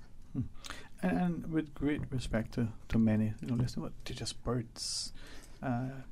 Not that they're insensitive, but they're trying to think. Maybe help us to appreciate that they're not just birds, not just that they're beautiful to look at, or that potentially somebody could make a lot of money by taking tours or whatever it is. The country could attract, bird enthusiasts. Are there other significant benefits to society for making sure they're protected and that we have them around? So I feel like seabirds, we're kind of indebted to them, especially the fishing community, since they used them for so long to find those fishing grounds, right? And so we really need to keep them protected and preserve their population. There's safe ways to go out and look at birds. Like there is the Cayman birding clubs that are here that you can join, and you can go out with a group and they will teach you how to be respectful in the natural environment. If you're not able to join the club, then again, keep about 7 meters, maybe 20 feet away from the bird. You get a pair of binoculars. There's wonderful apps, eBird and Merlin, that helps you track how many and count how many birds you see, and that actually kind of also builds on becoming more of a citizen scientist. So there are ways to share the spaces with the seabirds. Right. You talk about some of the protected areas and the like, and we've seen not just in the social media sphere, but if he doesn't mind, Shane Nobi Edward is to me a great champion constantly for the environmental protection, and he's always talked with colliers. So much so that I've had great opportunities to look at it, and when there's a particular spell of rain, we can see more birds particular times of day. And then there are times when it's just there's nothing. Are there things then that we need to look at, not just for protection, but when we do protect it, what does that mean? In terms of development, in terms of access, and the like. Whether it's a Ramsar site, whether it's protected under some of our national conservation legislation. What does that protection look like? So protection can take shape in many ways. Protection can be active. You can actively manage protected areas. That will include things like eradicating invasive species. We're very particularly worried about the green iguana on Cayman Brac, for example. Also along the cliffs on Grand Cayman, because they do not only predate on bird eggs, but they also actually climb into the crevices that would otherwise be used by the white-tailed tropic bird. So when we do our surveys, we see perfect white-tailed tropic bird nesting cavities, but with a big fat green iguana tail hanging out of it.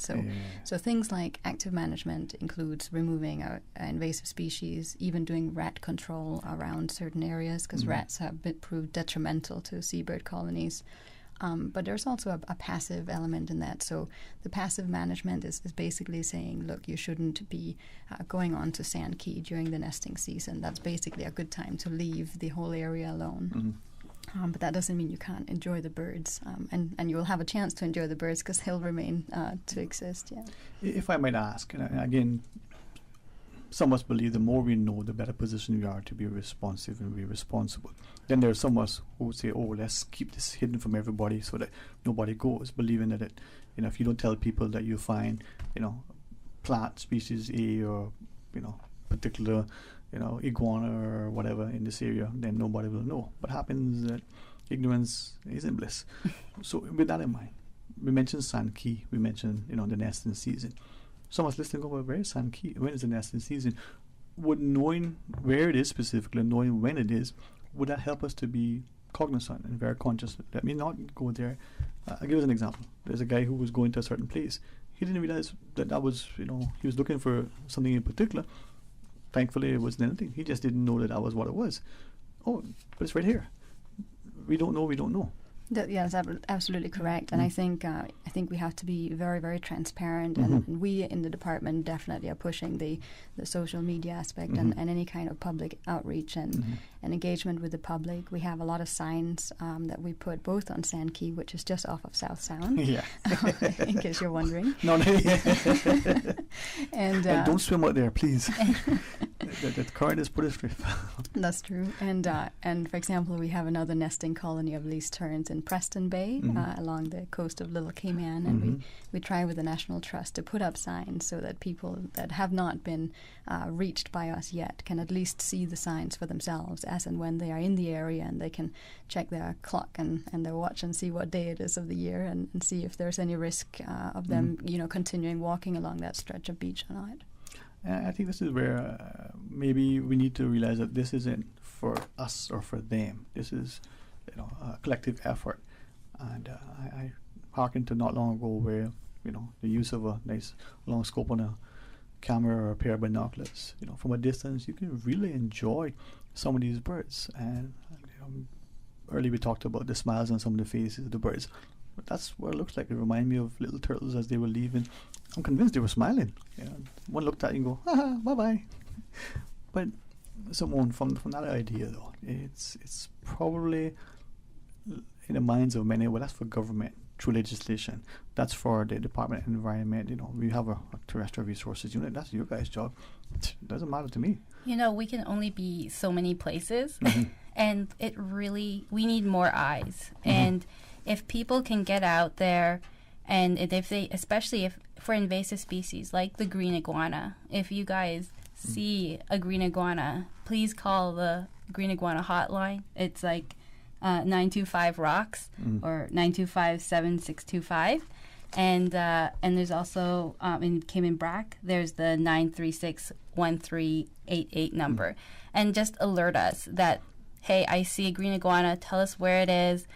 And when we get those calls, we act immediately. As soon as we can, we just go out there and we try and remove that individual from wherever it is. Right. If I might ask, and again, maybe it was my misunderstanding, maybe it's just confusion. We, generally speaking, in the community were of the view that iguanas only ate plants and fruits and the like, and didn't eat eggs, didn't eat chicken and the like. So, for green iguanas, it's because the bigger individuals are able to fit an egg in their mouth, they will eat an egg. And smaller individuals will be more vegetarian. But so that it's those bigger individuals. And also, it's not just about them eating eggs, it's also them taking up the spaces, like Jane was mentioning, taking up those crevices that would be potential nesting sites for, the tropic birds. And actually, their presence disturbs the habitat and alters the habitat. Again, because it's sometimes we're, as people, we think we're helpful. We don't want to see things, starving, especially as your parents talk about, those are your dumb critters, those are the animals, they can't, defend themselves. We need to help them along in a way. And a message came through reminding me that sometime back, I don't know how long, how recent, but given what transpired, it may have been a few years ago, in the South Sound area near the duck, sort of what he calls it, coagulation of ducks in the area. It was witnessed where people were taking raw chicken and feeding the iguanas. So much so that the person said, I didn't realize that the iguanas would eat chicken. And now it led to a discussion. I have a couple of questions, but as we do with the chickens and the roosters and the hens, we congregate and we feed them so that they don't starve. We're feeding the iguanas, fresh the packaged chicken. Good practices, bad practices? Is it helping them to get acclimated in a diet on any kind of feeding of wildlife is discouraged, really, and I think especially the feeding of invasive species that are just so detrimental to our environment. It's detrimental to the work that we do at the department, but it's really also detrimental to anyone who wants to sleep past 2 a.m. in the morning when they start crowing outside various windows and defecating in people's pools and on porches and everything. So it's not strictly just a department problem, but it is a problem for the community to have hundreds of thousands of invasive species running around, be it chickens or green iguanas. So we strongly discourage any kind of feeding, but that in particular, Again, being knowledgeable of what we may think was a good intention, there's just consequences because of our actions.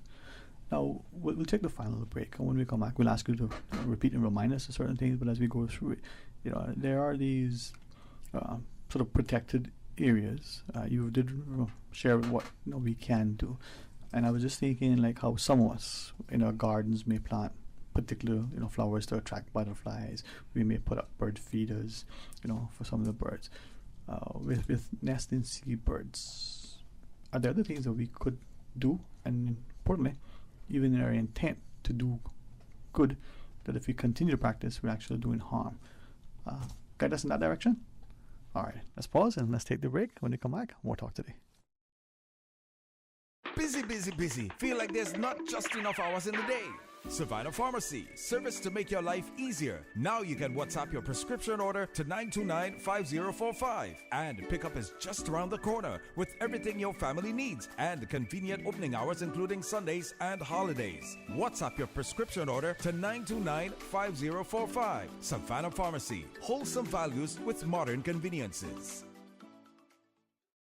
From boat days to beach gatherings, leave the catering to Subway. Choose from small and large sandwich platters, double meat wrap platters, and top it off with optional cookie platters for dessert. Or ask about our Subway box to go with the option of 6-inch or foot-long sandwich, 1 cookie, and 1 bag of chips. For all occasions and celebrations, let Subway focus on the food so you can focus on the fun. Visit subway.ky for catering options. Subway. Eat fresh. We think it's time you crossed over to a new vehicle. And with the Toyota Corolla Cross now at Vant Motors, you have plenty of reasons to make the switch. The crossover body and hybrid engine is a sleek design in a sturdy structure with a spacious interior that opens to extensive cargo space. Stuck in traffic? The high-performance self-charging hybrid system automatically switches between gas and electric vehicle mode, helping you lower both fuel costs and carbon emissions. The Corolla Cross has full LED lighting inside and out, an integrated display audio system with energy monitor, and a dual-zone climate control system to ensure comfort for all. Test drive the new Toyota Corolla Cross Hybrid today at Vant Motors, Walkers Road. Talk today. But I do have some questions. Talk today. Cayman Islands' foremost listeners participation program. Talk today. Because there are more questions than answers. What the public is saying. Waiting to take your calls right now. Sterling Dwayne Ebanks.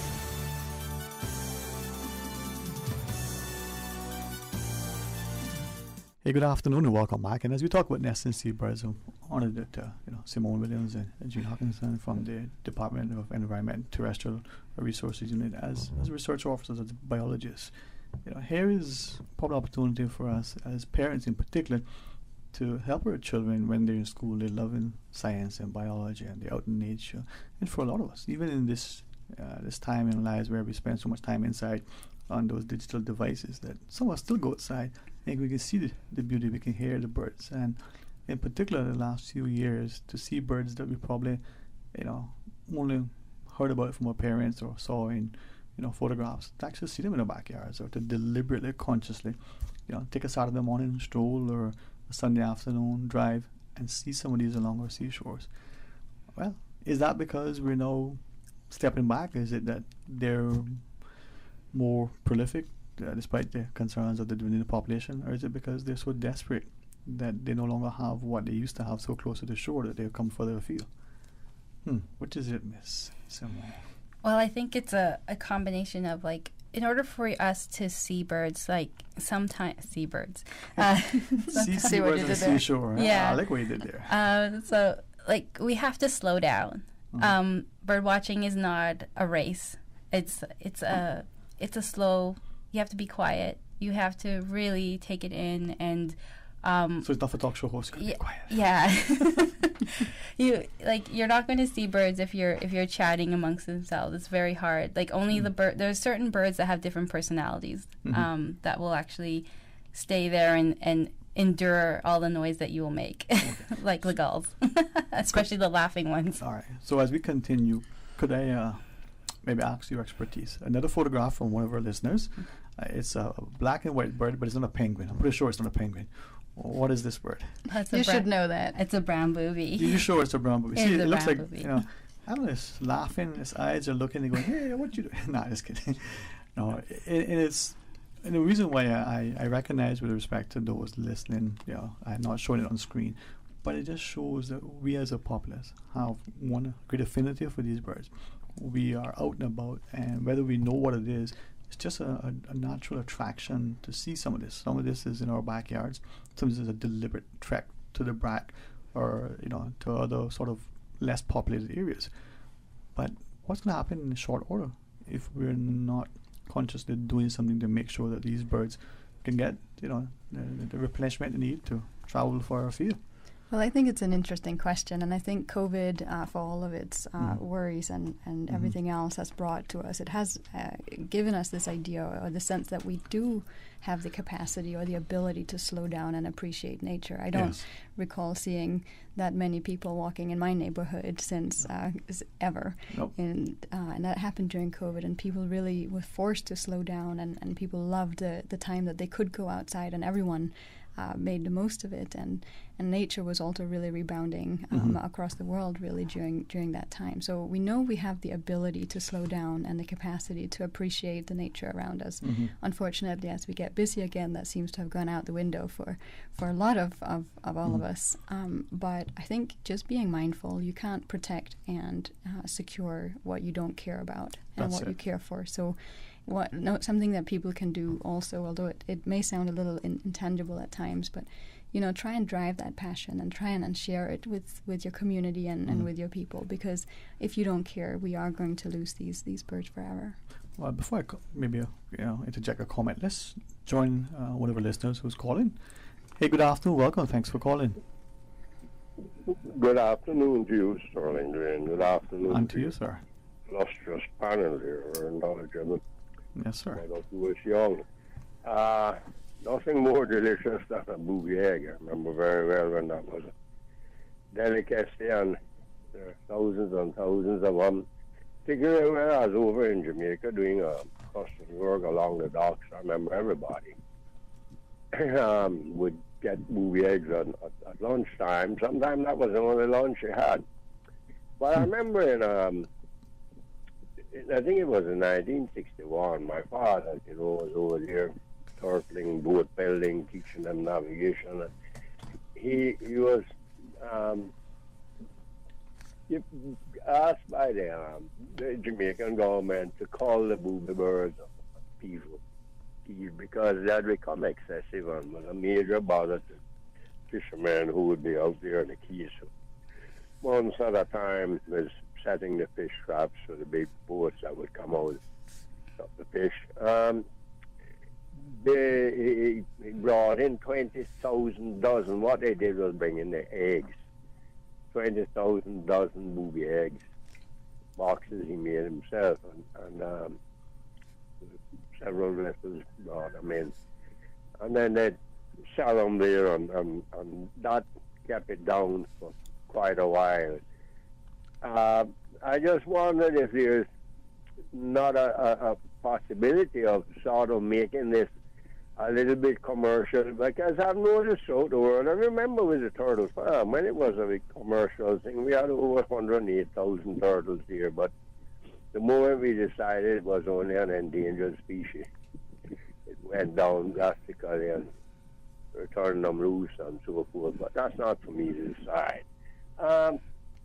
I just wondered if we could make some sort of commercial venture out of it, because we noticed when the U.S. started with the buffaloes and the bison and herding and making it a commercial thing that I can now sell bison meat.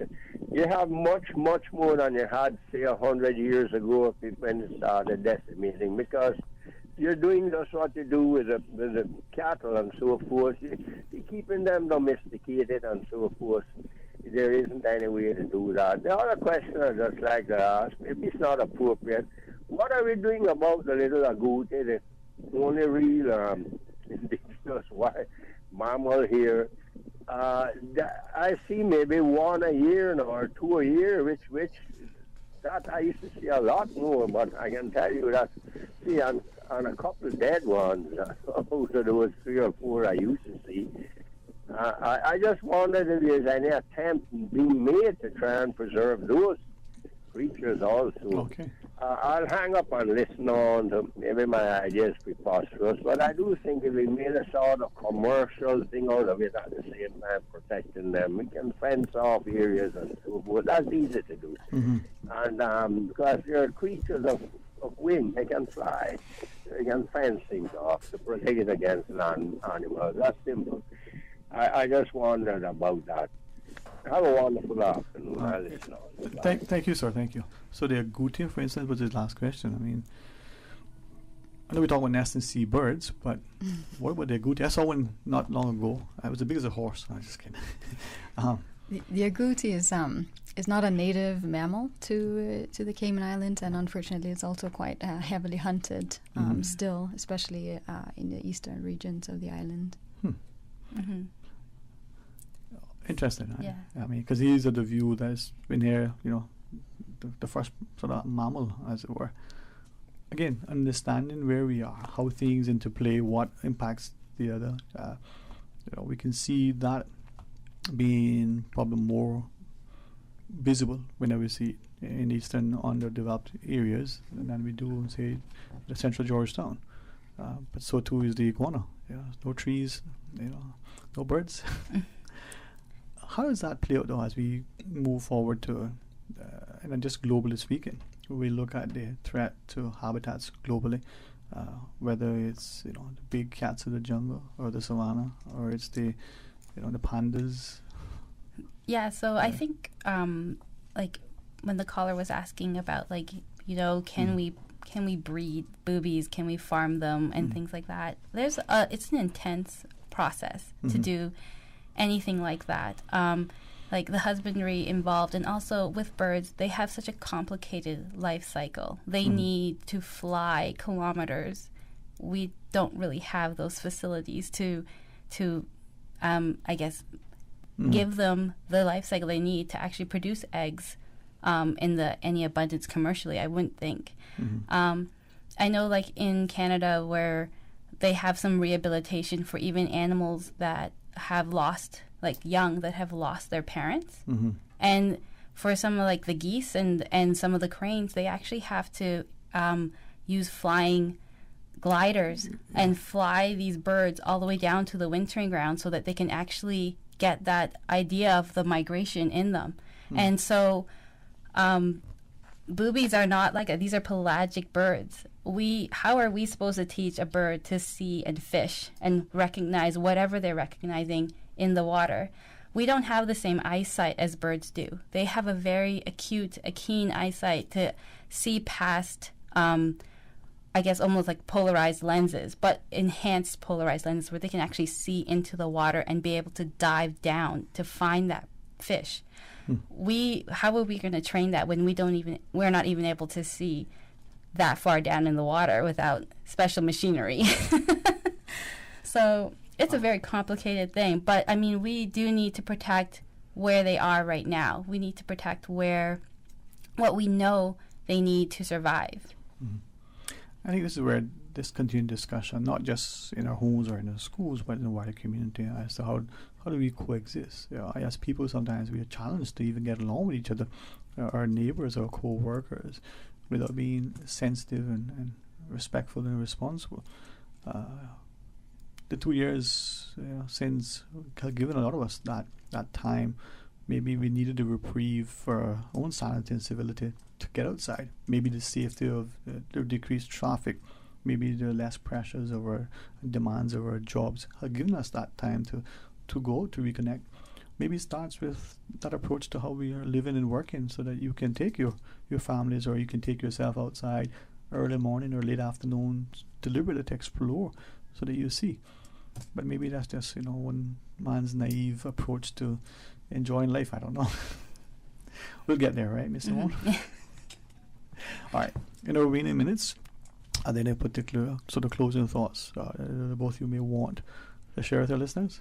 Well, I think coming back to see something, say something, Mm-hmm. If you do see, especially now, because we're in the breeding season for a lot of these birds, at least coming up to the terns breeding seasons, and we're just finishing up the boobies and the magnificent frigate bird nesting season. Mm-hmm. So if you do see something, whether it be a dog or people running onto Sand Key or doing anything that you know from listening to us today that probably shouldn't happen, do reach out to us at DOE, and we want to educate the public, and we want to make sure that these birds are around for many generations to come to see and enjoy. So that would be my closing comment, is feel empowered to stand up for your native wildlife and the beautiful nature that we still have left, and it's an honor for us to protect here at the department. Thanks. Mm-hmm. Just share and respect the spaces while you're out, and I think everyone should get out and enjoy nature as much as possible. I thank you both for that reminder, because I think too often we're so quick to take for granted what exists because we don't know the absence of it. And what I say, you miss the rain until it's not raining. And maybe in the Cayman context, we've been apt to take for granted so much. Oh, it's always there. Well, there was once, we're told, a sea plentiful with turtle. Perhaps there were a lot of lobsters and conch and certain fish. Maybe there aren't as many. Is there a reason? Well, today it's one discussion. Will we look back with regret and talk about, you remember when there were these birds? Just like we do with the tamarind tree or the mango trees. Remember when isn't good enough, right, Ms. Jane? Right, that's correct. Well, thank you both. Thanks too publicly for your continued passion and professionalism, and hopefully as a populace we'll be equally responsive so that we enjoy it and embrace it. Enjoy the rest of the afternoon. Right? Thank you so much. Thank you so much. All right. To our listeners, thank you for this wonderful privilege to sit here and to facilitate a discussion. And as we look about, making our country safer, more political, economic, socially stable, that we have an indelible responsibility to ensure that we do so with a sense of unity and love. Join us tomorrow for more Talk Today right after the midday news. Ms. Stephanie Dos Santos will join us. We're going to talk about boundaries. There's a wonderful workshop that she's facilitating next Wednesday. We'll tell you about that. Hey, who knows what's going to transpire? Until then, be blessed. Talk Today is brought to you by Subway, open 24 hours in Countryside, Anderson Square in Georgetown, and Centennial Towers in West Bay. And by the Ministry of District Administration, Tourism and Transport. Explore your history, explore your land, explore your sister islands. MedLab in Smith Road Plaza, your complete medical laboratory solution. Call 949-7331. And Savannah Pharmacy in Countryside Shopping Village, convenient opening hours including Sundays and holidays.